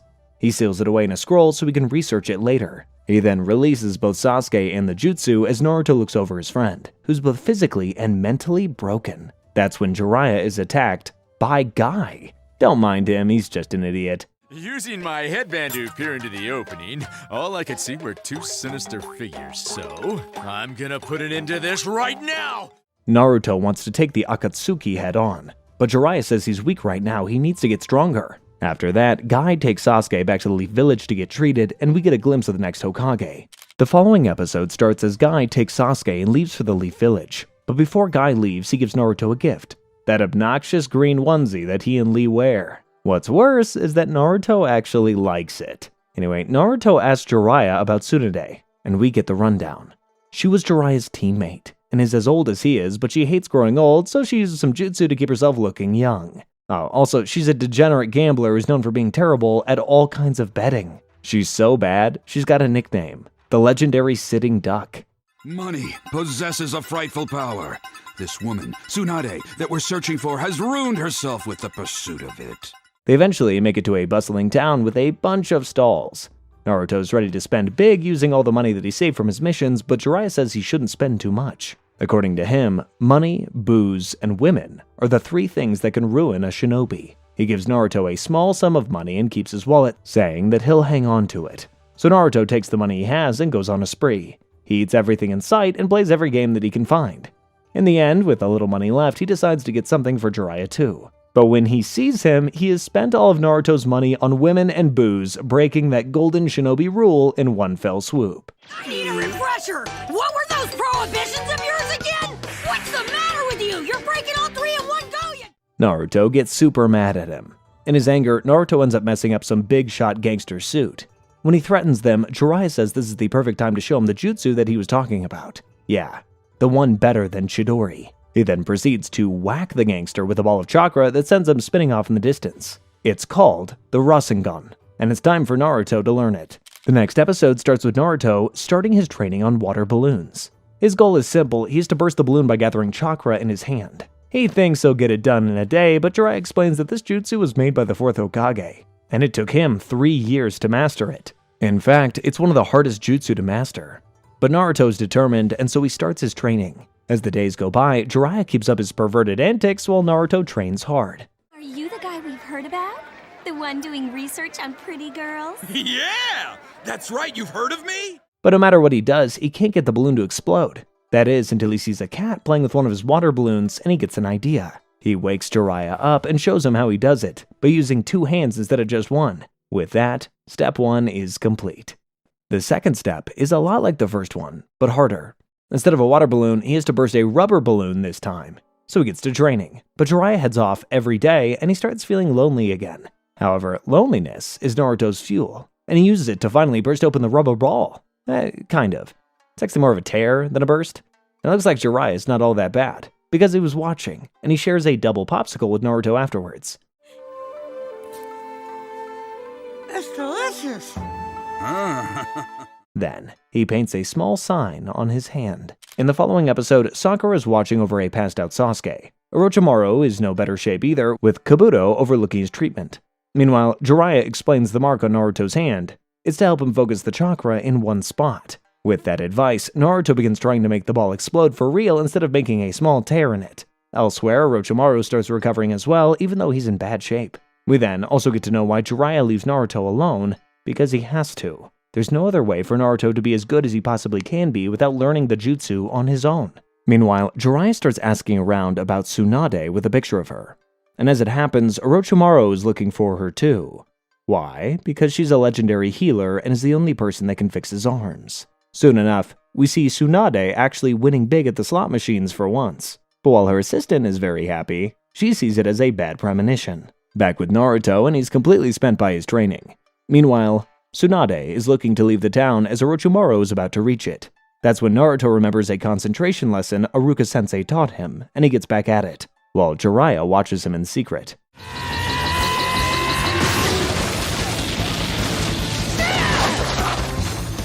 With that, he bursts the ball and masters the second step.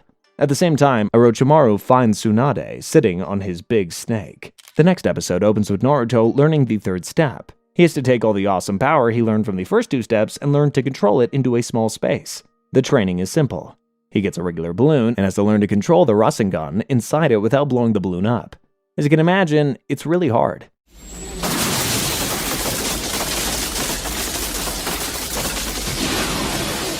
Meanwhile, Orochimaru comes face to face with Tsunade and tells her he wants her to heal his arms even though she wants no part of it. As Orochimaru starts taunting her about her past, her assistant, Shizune, has had enough and attacks him. Kabuto defends Orochimaru but is surprised by her speed. She is skilled. Tsunade tells her to calm down before destroying an entire wall with one punch. She's super powerful, and she's super mad. Kabuto tries buying her services, but she's not having it and almost jumps in for the attack, until Orochimaru says he can revive her younger brother and her lover. While Naruto and Jiraiya are gathering information on Tsunade's whereabouts, Tsunade asks Orochimaru what he'll do if she fixes his hands, and he tells her the truth. He's going to destroy the Leaf Village. As Naruto and Jiraiya look at the broken castle, the townspeople tell them a giant snake destroyed it, and they realize Orochimaru must be here. Meanwhile, her assistant is trying to talk Tsunade out of the deal, but it looks like she's considering it. Kabuto gives them a week to decide, and Orochimaru reveals that he knows Tsunade's biggest fear. She's afraid of blood. With that, they retreat, and Naruto and Jiraiya arrive to find that everybody else is gone too. What have you gotten yourself into? Nothing really. I was just killing the third Hokage. Later, Tsunade is drowning her pain in booze, and Naruto and Jiraiya end up at the same bar as her.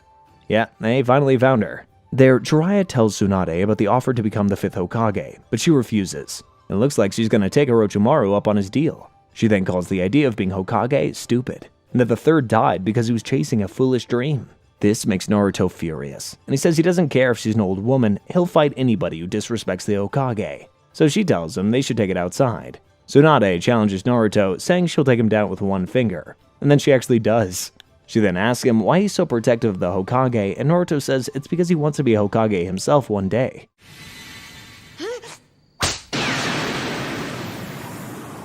He reminds Tsunade of her little brother and her lover, and she lowers her guard. Naruto decides this is the perfect time to unleash the Rasengan on her, and so he charges it up and comes at her. The following episode picks up with Naruto charging at Tsunade with the Rasengan, but she knocks him back. After all, his version is imperfect. Tsunade says he has no hope of mastering that jutsu, that he'll never be Hokage. but Naruto says he can master the jutsu for sure, so she makes a bet. If he can learn the jutsu in a week, she'll accept that he has what it takes to be Hokage, and give him her necklace. Why is the necklace special? Well, it belonged to the first Hokage. Naruto agrees, and their bet is on.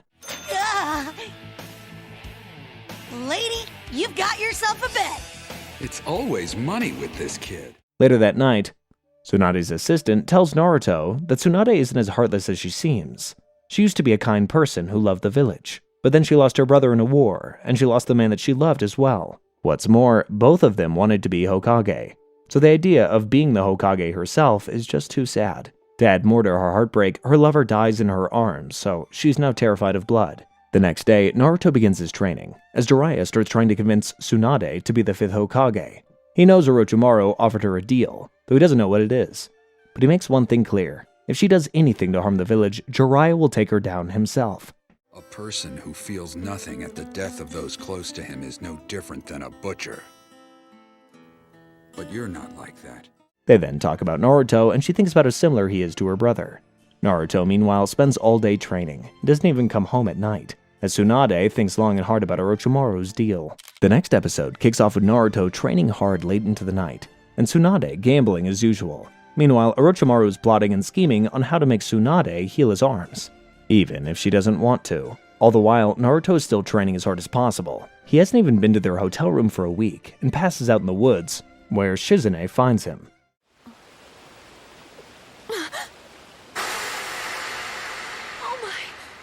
Meanwhile, Jiraiya goes drinking with Tsunade. There, Tsunade spikes Jiraiya's drink. When she gets back to the hotel, Tsunade sees an injured Naruto with Shizune. Shizune begs her not to take Orochimaru's deal, but Tsunade just knocks her out and leaves. Wow, this looks bad. The next day, Jiraiya is passed out in the bar he and Tsunade were drinking at, because she basically roofied him. Shizune is woken up by Naruto, who's completely healed up. It's a Nine-Tails privilege. Anyway, Shizune is about to chase Tsunade, but Jiraiya shows up and demands an explanation. I wasn't expecting to find Jiraiya the mountain sage. So on their way after her, Shizune fills them in on Orochimaru's deal with Tsunade. Naruto and the others make their way there, as Tsunade is about to grab Orochimaru's hands, until Kabuto stops her. Is he betraying Orochimaru? No, he did it because Tsunade wasn't going to heal him. She was going to destroy him.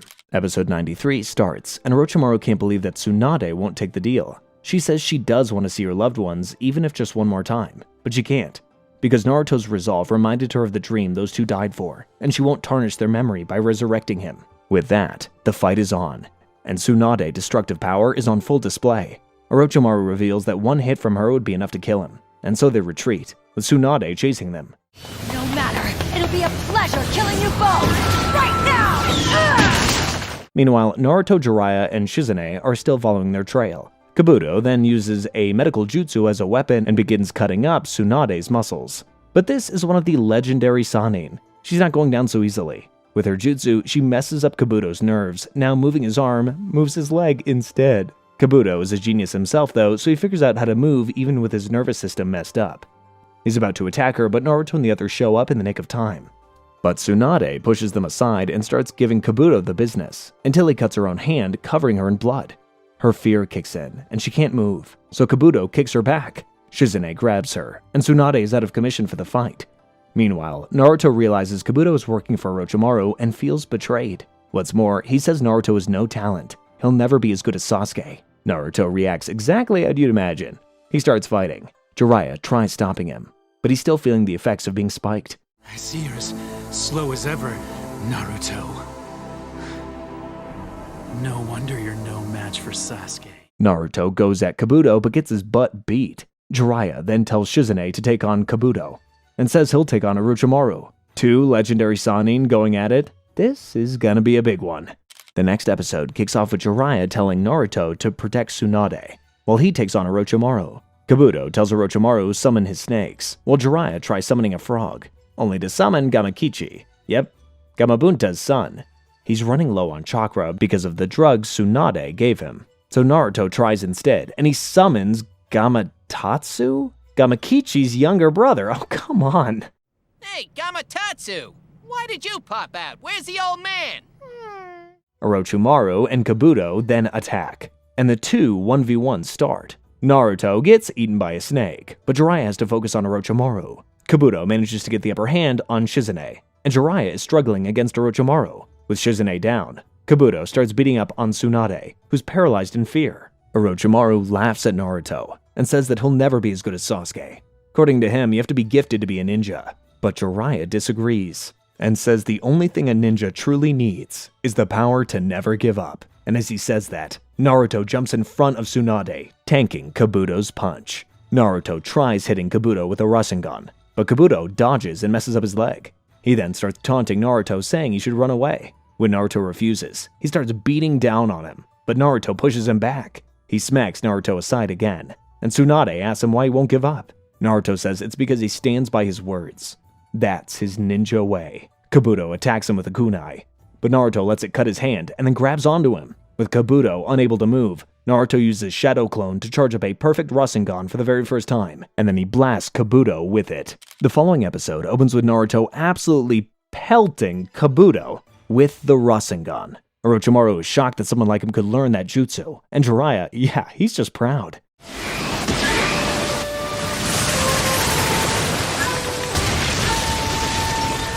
While the Rasengan did a lot of damage, Kabuto manages to get a hit on Naruto and he passes out. Kabuto thinks he survived the hit because he started healing before the attack got him. Unfortunately for him, most of the damage was actually internal, and he collapses too.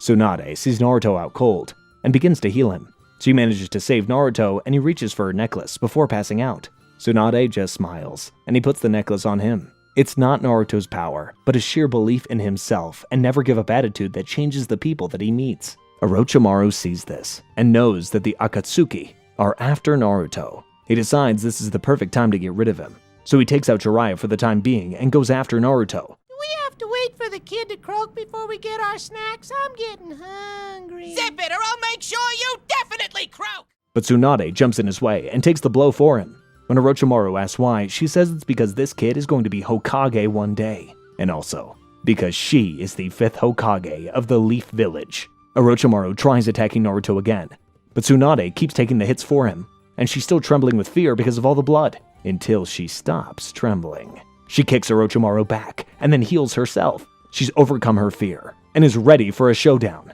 With that, all 3 Sannin call their summons. Jiraiya brings Gamabunta, Orochimaru brings the Snake King Manda, and Tsunade's is a huge slug named Katsuyu.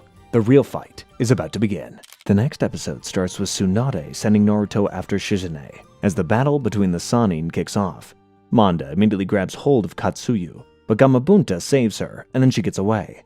Jiraiya and Gamabunta attack, but Orochimaru and Manda get away and ambush them.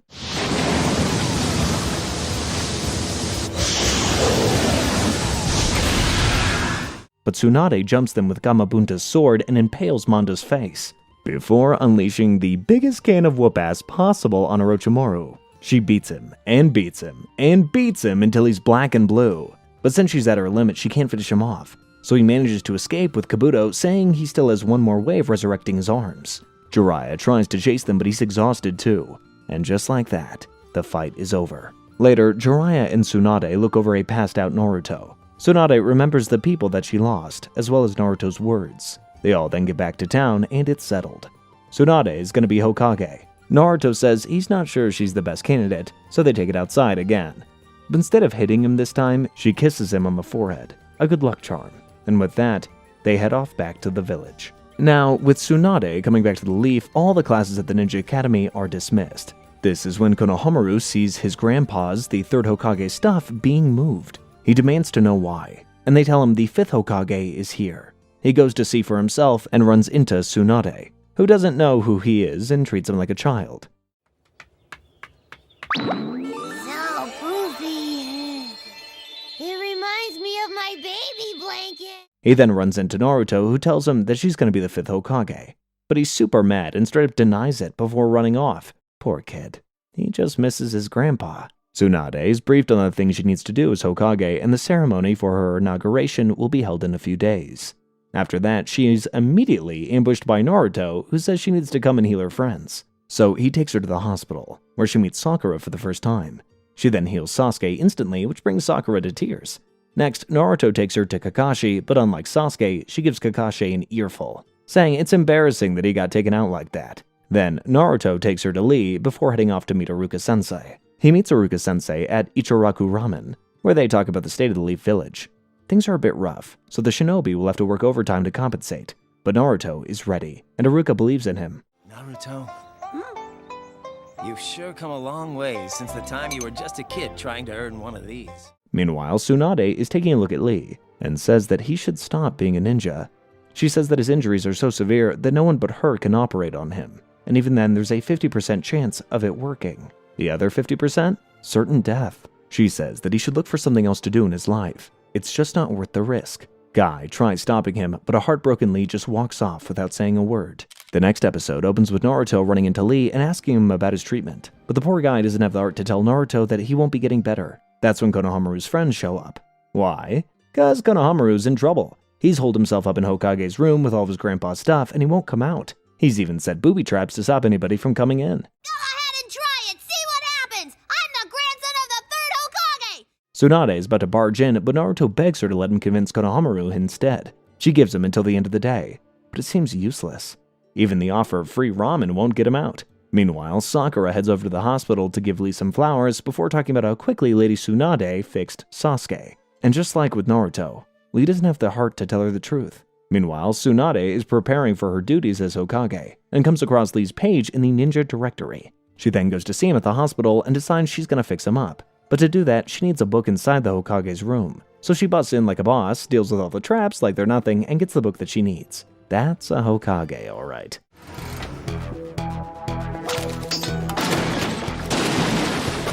Later, Naruto and Konohamaru are paying their respects at the third Hokage's grave, and Naruto asks Konohamaru what he's so upset about. So Konohamaru tells him he thinks everybody will forget about the third Hokage. But Naruto says that's a bunch of nonsense, and takes him to Tsunade to prove it. But when they get there, Konohamaru overhears Tsunade talking, and she says something that his grandpa said too. I'm the Hokage after all. That gives him belief in Tsunade, and he's not worried anymore. The episode ends with Tsunade cooking up a way to fix Lee. The following episode opens up with Tsunade still researching how to treat Lee. Speaking of Lee, he's skipping out on rehabilitation and is instead thinking about the good old days. But his nostalgia train gets interrupted by Guy, who asks him why he's not at rehab. And Lee says it's because, up until now, the answer to every single challenge has been to just work harder than everybody else. But now, he can't even work hard at all. He's stuck.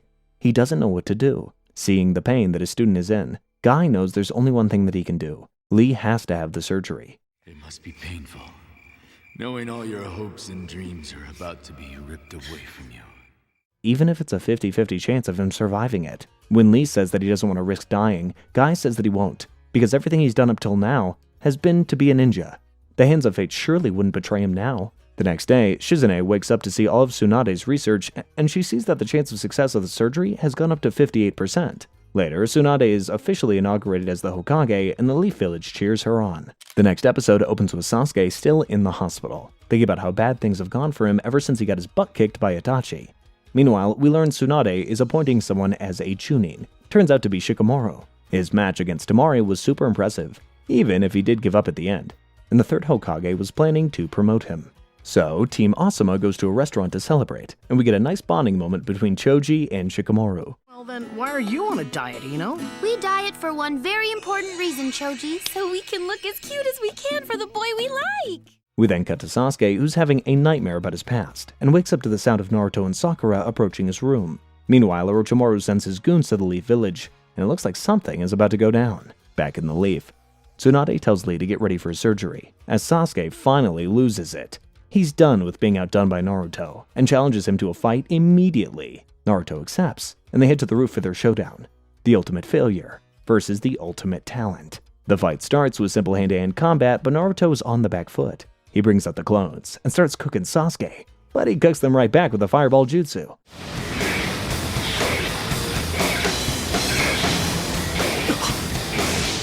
When the flame settles, Naruto's cooking up his Rasengan. Seeing this, Sasuke charges up the Chidori, and both of them fly in to hit each other as Sakura tries to stop them. As Sasuke and Naruto's battle happens, the Sound Ninjas make their way to the Leaf Village. They're coming for Sasuke. Meanwhile, Naruto and Sasuke are about to collide when Kakashi steps in and throws them away. Both of their attacks hit water tanks, and Sasuke sees that his Chidori did way more damage than Naruto's Rasengan, which makes him smile. Naruto, was that what I think it was?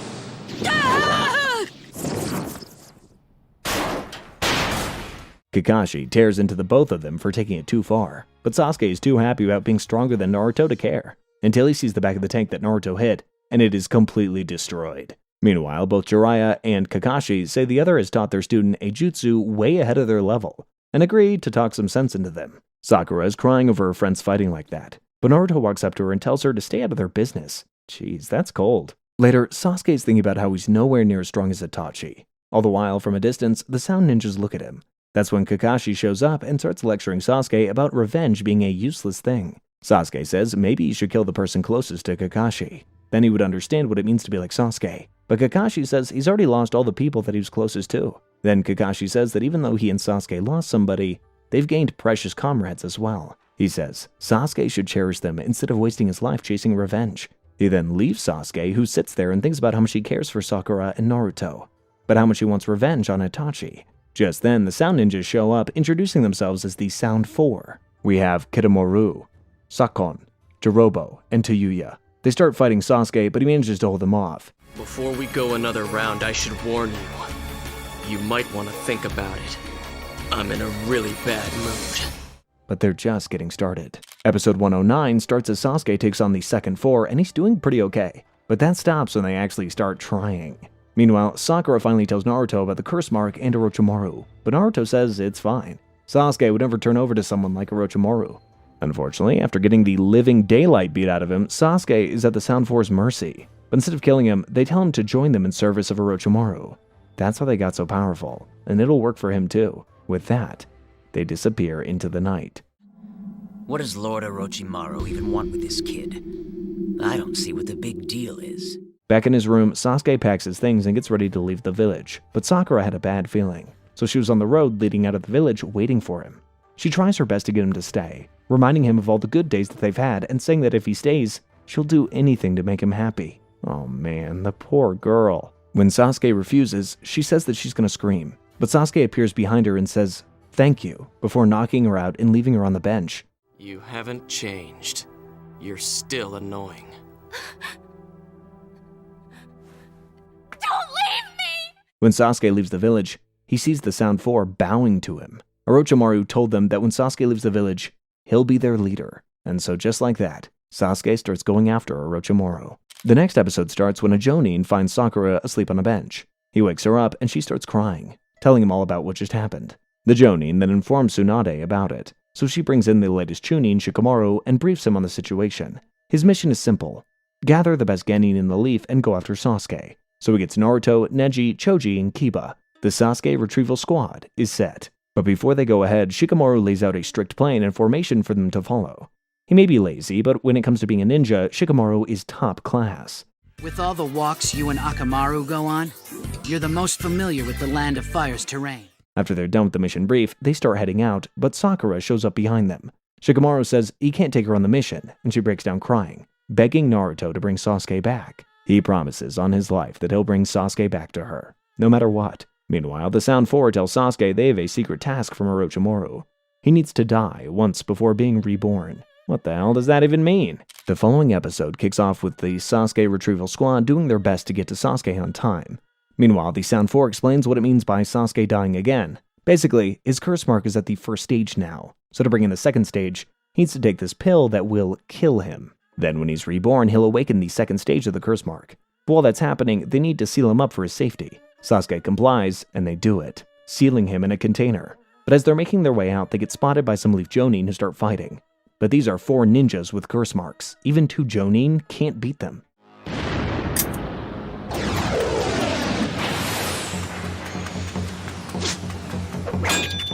Shizune and her other teammates find the Jonin beaten and bruised, barely alive. The Sound Four really are a bunch of monsters. Back in the village, Lee's recovering from his surgery, but wants to get his training started immediately by walking up a huge flight of stairs all by himself. But Tsunade stops him before he hurts himself again.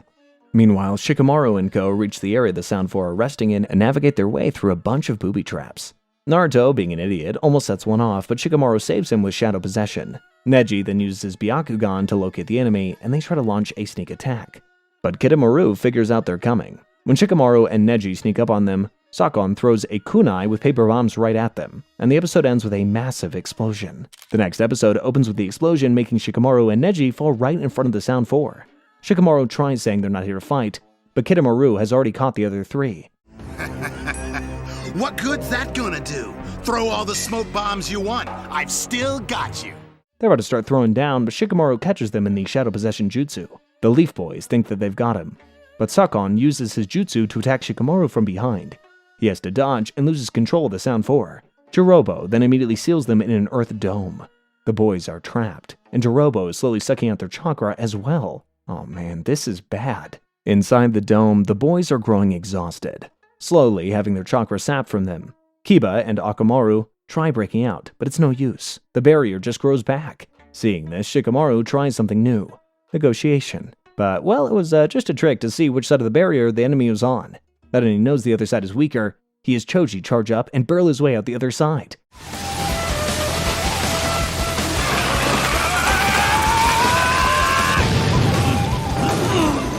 The boys are free, and it's 5v1 now. Episode 113 kicks off with Jirobo taunting the Leaf Boys, and Kiba and Naruto charging in head-on. Turns out, this is a bad idea, because Jirobo is all juiced up on their chakra. He smacks them back, and tries trapping them again, but they get away and start cooking up a plan. Shikamaru says he and Naruto should stay and fight this guy, while the rest go ahead with Neji as their leader. But when Jirobo attacks again, Choji says he'll stay back and defeat him 1v1.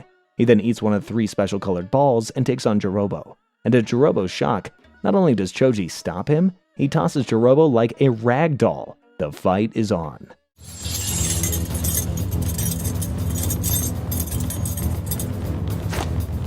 Choji is more powerful now because of the pill, but there are side effects to anything that works that good, and he's really starting to feel them. He then decides he needs to end this immediately and charges at him with his spiky ball jutsu. He thinks he's got him, but Jirobo activates his curse mark and punches him back. As Jirobo trash talks him and starts roughing him up, Shikamaru tells the rest of the guys to not worry about Choji. He's as strong as they come. Meanwhile, Choji takes the second pill and starts fighting again. Episode 114 opens with Choji using expansion jutsus to put the smackdown on Jirobo. But after being pushed to his limit, Jirobo brings out the second stage of his curse mark, which turns him into a monster. And a monster he is. He's absolutely dominating Choji. He then starts sucking the chakra out of Choji, and after he's done, gets ready to deliver the final blow. Meanwhile, Shikamaru sets a marker for Choji in case he catches up. Realizing he's in a corner, Choji takes the final pill and gains insane strength, as well as some rather fabulous chakra wings. He holds Jirobo down in one spot and unleashes all that chakra into one blow, taking him out.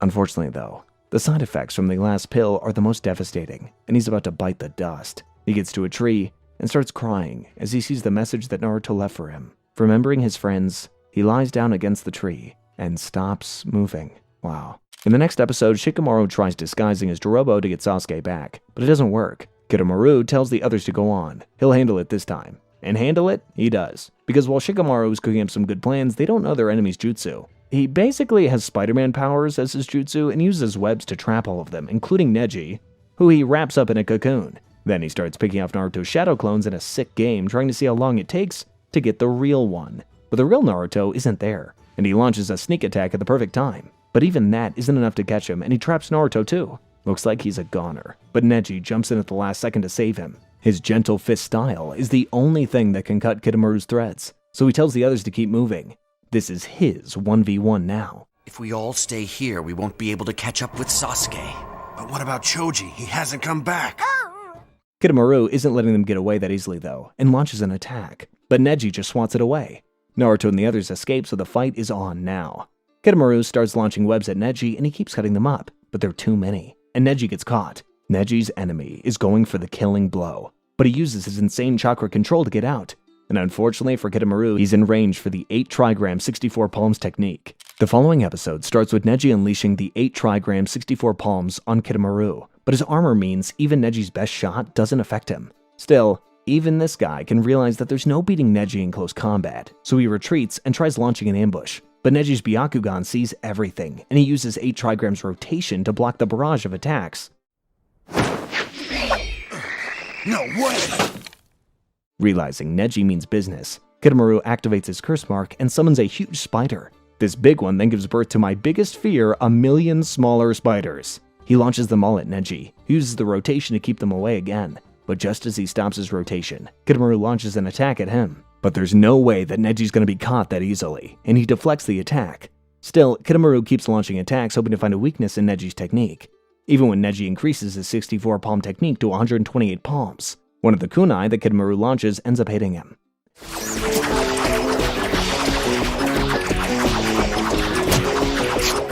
Kitamura realizes that the Byakugan has a blind spot, and uses it to get 2 more kunai stuck in Neji's back. This is bad. Neji's weakness has been found, and he can't fight Kitamura at range. Kitamura then launches the huge spider at Neji, and Neji blows it up. But it was a trap, and Neji gets pelted with even more kunai. However, he still gets up. So Kitamura decides to bring up the second stage of his curse mark, which turns him into a spider monster. He charges up an arrow, and launches it directly into Neji's blind spot. Episode 117 opens with an arrow causing a massive explosion. It looks like Neji is done for, but he manages to step aside enough for it to miss his heart. Unfortunately though, it still hits him, and it does some serious damage. Neji then tries to make some distance, but Kitamura can still see him, and he launches another arrow. Neji manages to evade again, but still gets clipped and loses his headband. Meanwhile, the enemy gets ready to release his deadliest arrow yet. Realizing that he has no other option, Neji just takes the hit. But then he uses the thread to send a wave of chakra, doing some serious damage to Kitamura.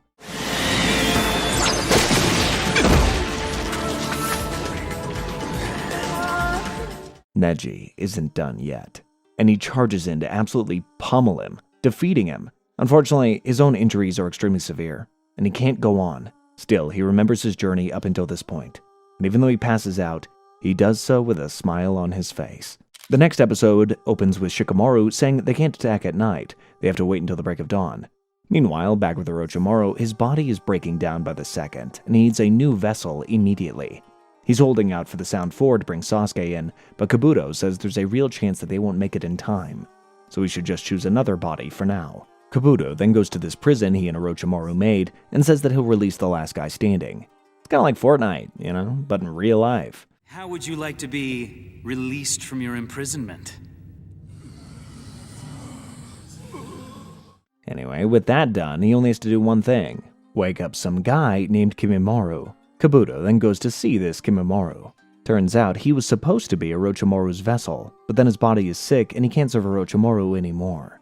As this happens, Orochimaru goes and grabs the winner of the prison battle royale, but says he'll grant him one wish before he takes his body. The poor guy asks for the freedom of his family, and Orochimaru agrees before doing the deed. Only one problem with that, once he takes over a new body, Orochimaru can't transfer his body again for a few years, meaning he can't take over Sasuke's body just yet. Meanwhile, Kimimaro says he's gonna fetch Sasuke himself. It's the only way he can be useful to Orochimaru now. I would like to take this moment to remind you that this is Orochimaru manipulating a network of literal children and giving them superpowers in exchange for their service like he's the devil. This guy is never seeing heaven. And again, I know I've said it so many times, this is a kid show. Back in the forest, Sakon and Toyuya are heading towards the border, when Naruto and the others finally catch up. It looks like the Sound Ninjas have the upper hand, but Shikamaru cooks up a perfect plan that leads to Toyuya being shadow-possessed, and Sakon crashing right into her. Rasengan! Got my arm! With that, they grab the container Sasuke is sealed in and make a run for it. But of course, our sound friends immediately chase them. The episode ends with a glimpse of Kimimaro as he makes his way to the battlefield. This guy is definitely bad news. The following episode starts with Naruto, Kiba, and Shikamaru trying to get away from the rest of the Sound 4. They plant a bunch of paper bombs to slow them down, but Sakon traps Akamaru right next to one of them. Kiba dives in to save him, and all three end up falling into a crevice. Naruto and Shikamaru are worried, but they don't have time to worry, because Toyuya is right on them. But suddenly, she stops dead in her tracks, and that's because Kimimaro has shown up. Within a blink, he takes Sasuke away from Naruto and Shikamaru. He then tasks Toyuya with dealing with them, while he takes Sasuke back to Orochimaru. Why have you come back here? Your body is... By now, your body should be... Shikamaru announces that it's a 2v1, that they can beat her with teamwork. So he and Naruto attack Toyuya together, but it's a farce. Shikamaru holds her off long enough to give Naruto a shot at chasing Kimimaro. He does, but not before he pulls a few faces at her for falling for their plan. Naruto then catches up to Kimimaro, and you can see the Nine Tails chakra is coming out. He then asks Kimimaro what Orochimaru's plan is, and Kimimaro tells him he wants to take over Sasuke's body. Naruto is not going to let that happen. So Shikamaru is facing off with Toyuya, who summons 3 giant monsters and controls them with her flute. Kiba is getting smacked around by Sakon, and Naruto has summoned his usual billion shadow clones. 3 different 1v1s are about to go down. The next episode starts with Kiba and Akamaru attacking Sakon, only to find out he can summon 2 of himself as well. Shikamaru is locked in with Toyuya, and Naruto is fighting Kimimaro. Meanwhile, Toyuya activates her curse mark and starts controlling the giants, sending them after Shikamaru. So she controls him with that flute! As this happens, we see Sakon's jutsu. The big brother lives inside him, and he can attack from any place at any time, using any part of his body. With that, they both activate the second stage of their curse mark, and turn into a 2-headed devil. The Leaf Boys are in some serious trouble. Naruto, meanwhile, can't even touch Kimimaro with his shadow clones. While Shikamaru keeps evading the giants, Shikamaru and Kiba bring out their special new jutsu, Wolf Fang over Fang. Not only does it turn them into a giant double-headed white wolf, it tears the brothers in half. But they just grow legs and arms and get up, saying they wanted to separate it anyway. Kiba and Akamaru then launch another Wolf Fang over Fang, but the brothers summon a wall to stop them. They're not done yet. Akamaru sends acid pea into one of the brothers' eyes, and it takes a hit for Kiba. Kiba looks left and right, desperate to find the second brother, Ukon. But to this horror, he sees that Ukon is now part of his body, and he plans to kill Kiba from the inside. I'm able to use chakra to dismantle and reconstruct these cells and proteins at will. So Kiba does the only thing he can and stabs himself. If he's going out, he's taking this guy with him. Episode 121 starts with Kiba trying to stab himself again, but Ukon manages to get out just in time. Still, the damage is done. Ukon is hurt. Kiba uses smoke bombs and a fake Akamaru as a trap for some kunai, and gets away for a while. Ukon is hurt now, so he returns to his brother's body. Meanwhile, Kimimaro is using his Kekkei Genkai to systemically take out Naruto's shadow clones. What is his Kekkei Genkai? Bone manipulation. He can extend and change the shape of his bones at will. It's super versatile, as hard as steel, and very powerful.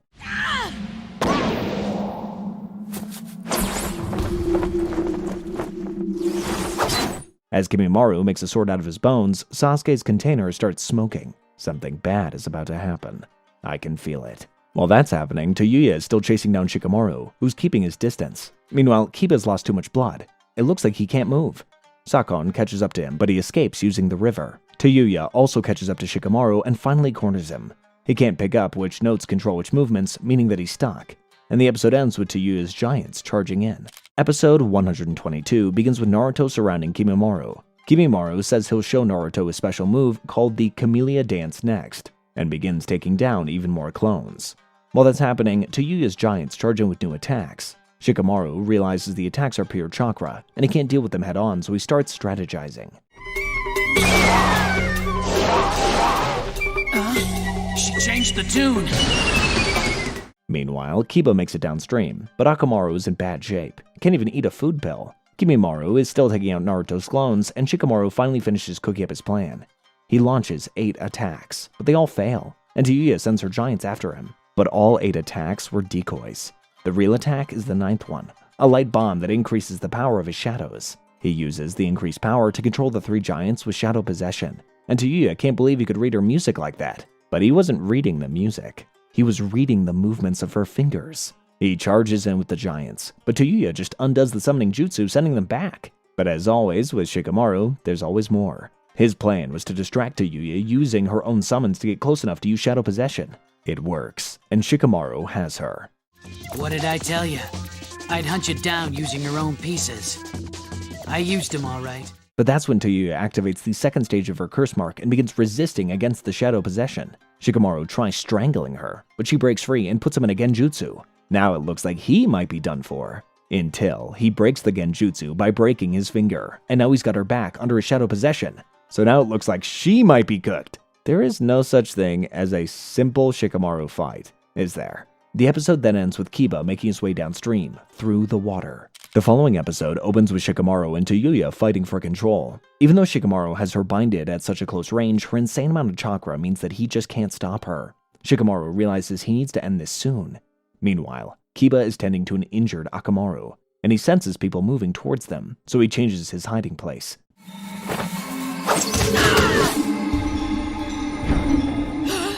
Back with Naruto, and Kimimaro is done with all of his shadow clones. Just then, Sasuke's container breaks, and he comes out of it looking like what I can only call a monster. The second phase of his curse mark has been activated. Naruto tries talking some sense into him, but he just laughs and heads off. Naruto tries to follow, but Kimimaro attacks him from his blind spot. It's certain death for Naruto. Until somebody kicks Kimimaro away. Who is it? It's Rock Lee. He's back, baby! Lee tells Naruto to go after Sasuke, and he'll fight Kimimaro instead. You die! I dislike being ignored.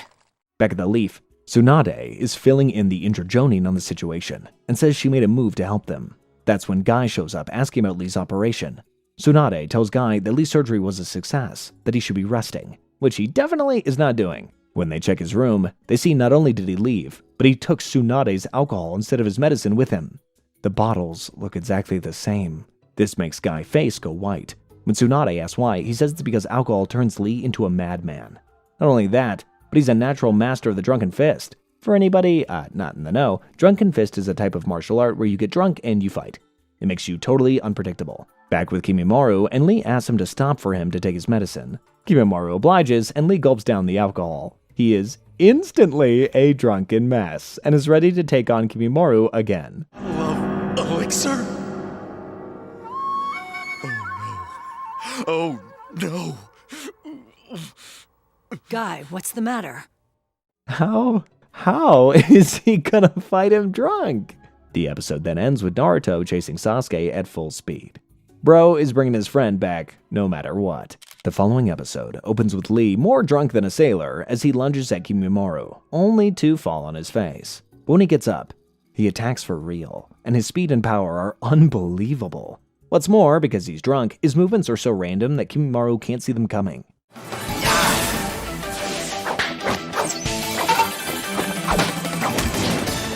Lee attacks him over and over, and no matter what Kimimaro tries, he just can't get a hit in. Lee even pretends to fall asleep to lure him in, and it actually works, until he falls asleep for real. Aw, man. Kimimaro checks the medicine bottle, and realizing that he's facing the drunken fist, he tries to end it. But Kimimaro can't even hit a sleeping Lee. His body reacts too fast, and the patterns are just so random. Lee manages to knock the sword out of Kimimaro's hand and push him back. Oh my god, Lee is cooking.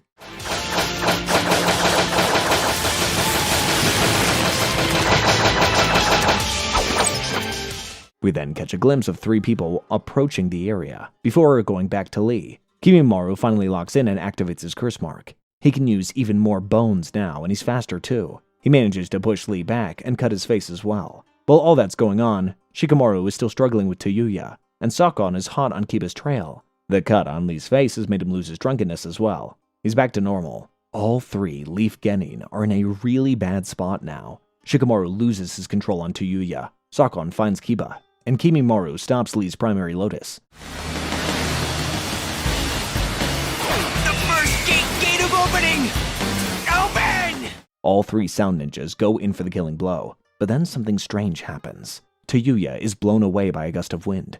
Someone or something gets in the way of Sakon's kunai and Kiba, and a very familiar sand stops Kimimaro from killing Lee. That's right, the Sand Genin have showed up, and this time, they're with the good guys. The following episode sees Gaara protecting Lee from Kimimaro's bones.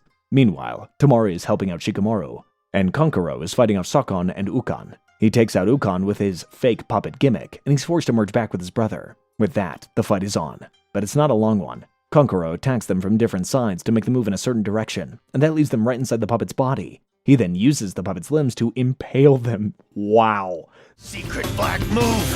Iron Maiden! That is a brutal way to go out, but well, they deserved it, so. Back with Shikamaru, he tells Tamari everything he's learned from Tayu's techniques. He says they can't win, that they should retreat, but Tamari isn't having any of it. And with a summon and one swipe of her fan, she takes out half the forest and Tayuya along with it. That's just how the Sand Genin get business done.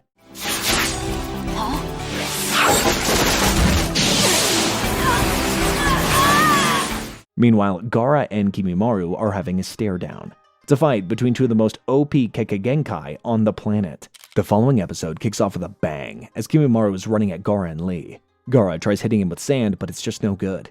Kimimaro is way too fast, so Gaara puts up a sand shield, but Kimimaro gets through it and punches the taste out of his mouth. Lee jumps in to help, but Kimimaro just pushes him to the side.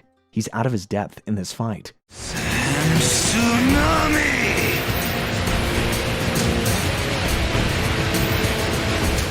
Kimimaro then pulls out his own damn spine as a sword and also turns his hand into a gigantic drill. But he also starts coughing up blood. He's running out of time. Meanwhile, Gaara puts up his ultimate defense, the shield of Shukaku. Kimimaro goes at it with everything that he's got, but he can't pierce it. And for the first time ever, one of his bones actually breaks. Gaara then starts sinking Kimimaro into the ground, 200 meters underground to be exact. But even that can't take this man down. He makes bone spikes into the ground so much that Gaara and Lee have to float above it. I took the hardest minerals in the soil I gathered, and then I fused them with the sand using my chakra. He thinks about how Orochimaru trained him and brought him up, and when he first realized he was sick, knowing his time is almost over, he ambushes Gaara and Lee and strikes Gaara until he stops halfway. He died mid-attack. That's how devoted he was to Orochimaru, literally serving him until his very last breath. After the fight, Gaara says he completely lost and would have been finished if not for Kimimaru's body just giving in. Then he and Lee have a conversation about loneliness. And it's enough to really make you cry. It's a beautiful moment. And with the sound 4 down as well, it's time for the main event. Naruto has finally caught up to Sasuke. Also, heads up, the following episodes have a lot of flashbacks. To start episode 128, Naruto calls out to Sasuke, but this isn't the same Sasuke he used to know. He's being run by hatred and his lust for power and revenge, and we can see that with his curse mark and his eye. She sent you, huh?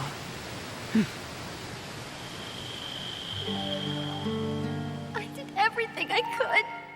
Naruto reflects on all the time they spent together, how they've saved each other's lives multiple times. But Sasuke says this is his path, and that Naruto doesn't have the right to tell him what to do. In fact, nobody does. But Naruto's not having that weak stuff. All his friends just risk their lives going after him, so he jumps on Sasuke and tries punching some sense into him, saying Orochimaru will just use him. But Sasuke doesn't care. As long as he gets his revenge, he's fine with it. With that, he picks Naruto up like he's a baby before absolutely walloping him into the waterfall. The only thing that matters to me is achieving my goal. If you insist on getting in my way. Sasuke's gotten a serious power-up. Naruto felt the power-up too, but when have we ever known him to give up like that? He gets back up out of the water and goes at him again, only for Sasuke to smack him right back in and steal his tools. Sasuke says his dream died in the past, and we see a flashback of him and Itachi sharing a normal moment like brothers do. Then Naruto blasts out of the water again, and then ties Naruto to a rock using his own string, before sending a fireball jutsu right in his face. Oh man. Episode 129 begins, and Naruto jumps straight at Sasuke and gets a clean hit in, but Sasuke's unfazed. He hits him again, and again, and again, until his knuckles are bloody, but Sasuke's unmoved. Hell, he's not even using his Sharingan yet.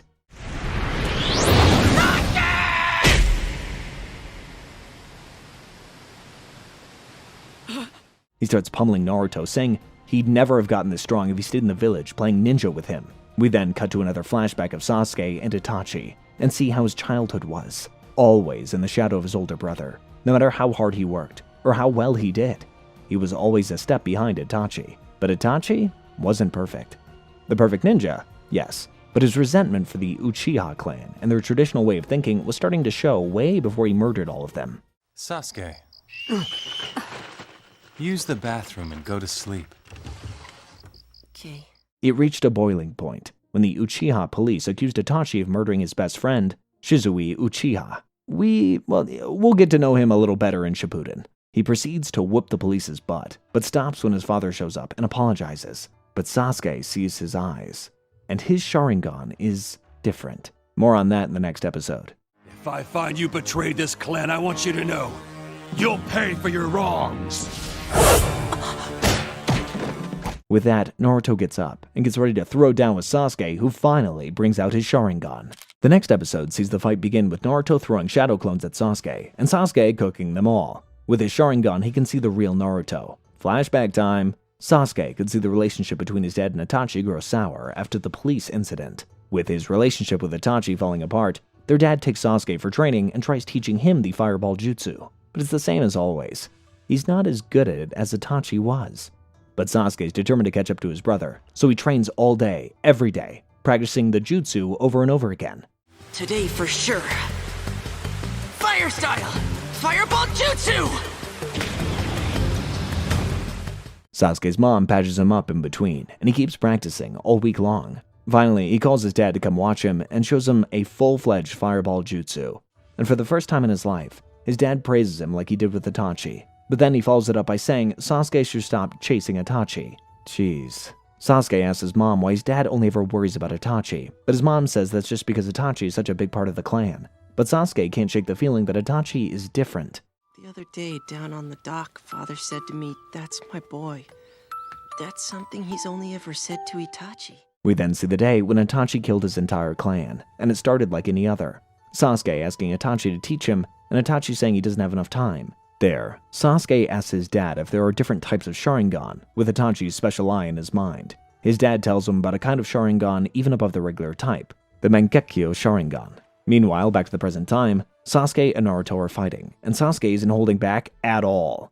If you're not convinced yet, I'll just have to spell it out for you! He tells Naruto to stop fighting like they're friends, before kicking him back into the water. The following episode starts with us seeing the night Sasuke's parents were murdered, along with his whole clan, again. This time there's more. After killing everybody, Itachi tells Sasuke that he could do it because he had the Mangekyo Sharingan that Sasuke's dad was telling him about. He says he left Sasuke alive because he's the only one with the potential to rival him. He then tells him what an Uchiha has to do to get the Mangekyo Sharingan. Kill their best friend. He says he killed Shizui to get his Mangekyo Sharingan, and tells Sasuke to meet him one day when he has the same eyes and fight him. You killed Shizui? I did. How else do you think I obtained these powers? When Sasuke wakes up the next day, he's in the hospital. He runs back to his clan, hoping that it was all a bad dream, but it wasn't a dream at all, and a young Sasuke cries over the outline of his dead parents. For the last time, this is supposed to be a kid's show. Ever since that day, Sasuke's whole life has been about revenge. And though his time with Kakashi, Sakura, and Naruto made him think he could have a normal life, he knows that he can't. Now then, that's my boy. When we're alone and no one's around, the only one he talks about is you. Naruto steps out of the water one more time, and realizes he has to fight Sasuke, all out. He asks Sasuke if all the time they spent together meant nothing to him, but Sasuke says it does matter to him. In fact, Naruto is his closest friend, and that's why he has to kill him. With the flashbacks done, the real fight begins now, and it's one of the best in anime history. The next episode opens with Kakashi coming back from a mission and finding out what's happening from Tsunade. He immediately summons his dogs and sends them to find Naruto and Sasuke, and to call him when they do. He then thinks about how he failed to get through to Sasuke, and whether Naruto and Sasuke would actually kill each other. He's brought out of his thoughts by his dogs, and he immediately chases them, praying that he makes it in time. Meanwhile, Naruto and Sasuke are going at it, and they both charge up their special attacks.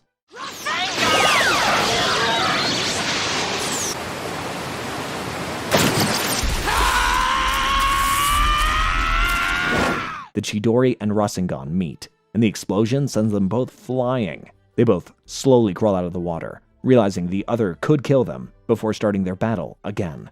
Sasuke activates his curse mark and starts throwing all kinds of attacks at Naruto, while Naruto is thinking about how he always wanted to speak to Sasuke because he knew they were both lonely, but he never could, because Sasuke was so much better than him at everything. But after all that, they became friends, and wants to save Sasuke from Orochimaru no matter what. By now, Sasuke is holding Naruto like a bag of trash, and has Chidori charged up.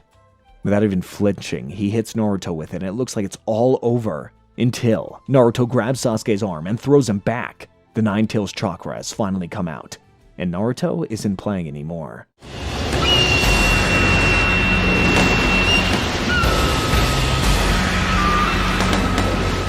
He says he's gonna take Sasuke back to the village, even if he has to break every bone in his body. Damn, that's so sick. Episode 133 kicks off with Sasuke being shaken by Naruto's power-up, but he doesn't have time to think about it because Naruto is in on him again in an instant, and he's really giving him the business. He unleashes a mean combo on Sasuke and sends him flying into the wall, asking him to wake up.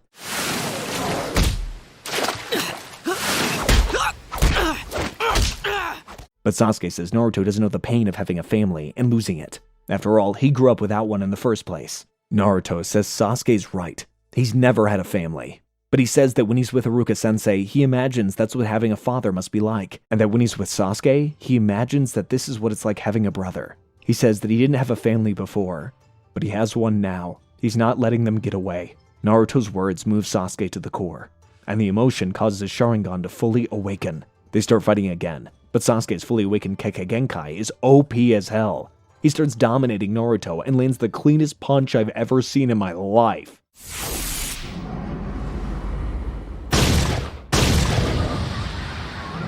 As Kakashi is rushing to their position, Naruto bursts out of the water with his shadow clones, before using a shadow clone chain to wallop Sasuke into the mountain. Sasuke hits back with a devastating fireball jutsu, and the look on Sasuke's face says it all. He knows that he hurt Naruto. He then picks Naruto up, saying it's too late, before delivering the most disgusting pile driver I've ever seen.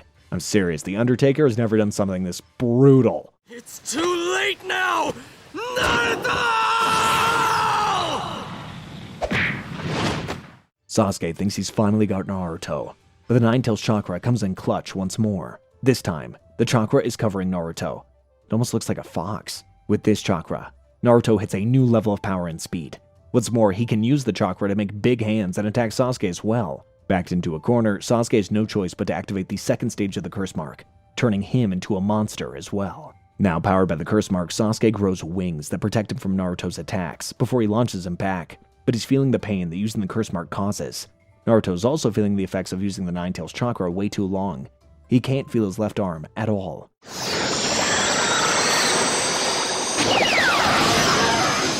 Rasengan! With that, the two friends charge up their special attacks one more time and throw them at each other. When they do, their chakras connect for a moment, and they connect, before there is a massive explosion. Not all stories have a happy ending. When the dust settles, Naruto has lost.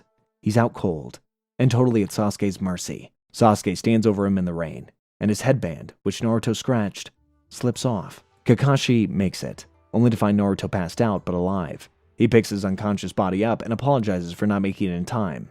The final valley, huh? To think that Sasuke and Naruto would battle it out here. Sasuke, meanwhile, makes it out and is heading towards Orochimaru. He couldn't bring himself to kill Naruto, and decides he won't do as Itachi wants him to. Sasuke's gonna get strong on his own terms, and when he does, then he'll have his revenge. As Kakashi carries Naruto away from the battlefield, a mysterious man wearing the Akatsuki robe appears out of the ground and says things are getting interesting. If I had a penny for every time a shonen anime villain said that, I'd have a ton of pennies. Episode 135 opens with Kakashi carrying Naruto back to the Leaf Village. He gains consciousness for a moment and asks about Sasuke, and Kakashi's silence tells him everything that he needs to know. He hears that Neji and Choji are in super bad shape too, before he passes out. Back at the Leaf, Tsunade is patching up Choji, while Shizune is hard at work trying to fix up Neji. Kiba is in bad shape too, but he and Akamaru both just need rest. We've been at it almost 3 hours. Your turn to take over. Okay. We're using the boy's own hair as a conductor, so focus on that! Outside Choji's operation room, Shikamaru waits anxiously with Temari, who says he shouldn't be so nervous. But Shikamaru says this was his first mission as a leader, and it was just too stressful. This is why he doesn't want to be a ninja. That is, until his dad hears him say that, and gives him a verbal smackdown on being a coward. His dad's right. He says that Shikamaru's friends are going on missions no matter what, so as long as he's leading them, they have a better chance of surviving. That's when Shizune comes to inform them that Neji is alright. Tsunade also comes out of the operating theater saying Choji is A-OK, and Shikamaru cries tears of relief, saying that he will do a better job as mission leader next time. Good old Shikamaru, man, I love this guy. Meanwhile, we catch a glimpse of Sasuke. He's made it to Orochimaru and he's getting the tour. Watch what you say if you want to live long. Don't let his physical appearance fool you. That's still Lord Orochimaru you're talking to. Ino and Sakura make it to the hospital and both go to see their teammates.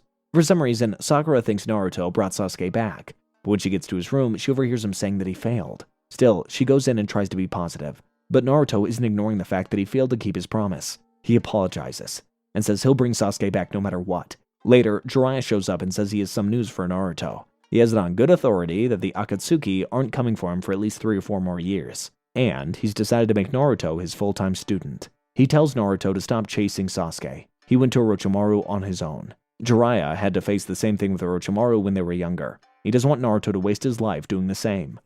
Idiot! Just take a good look at the condition you're in, and he's the one who did it to you. Was that the work of a friend?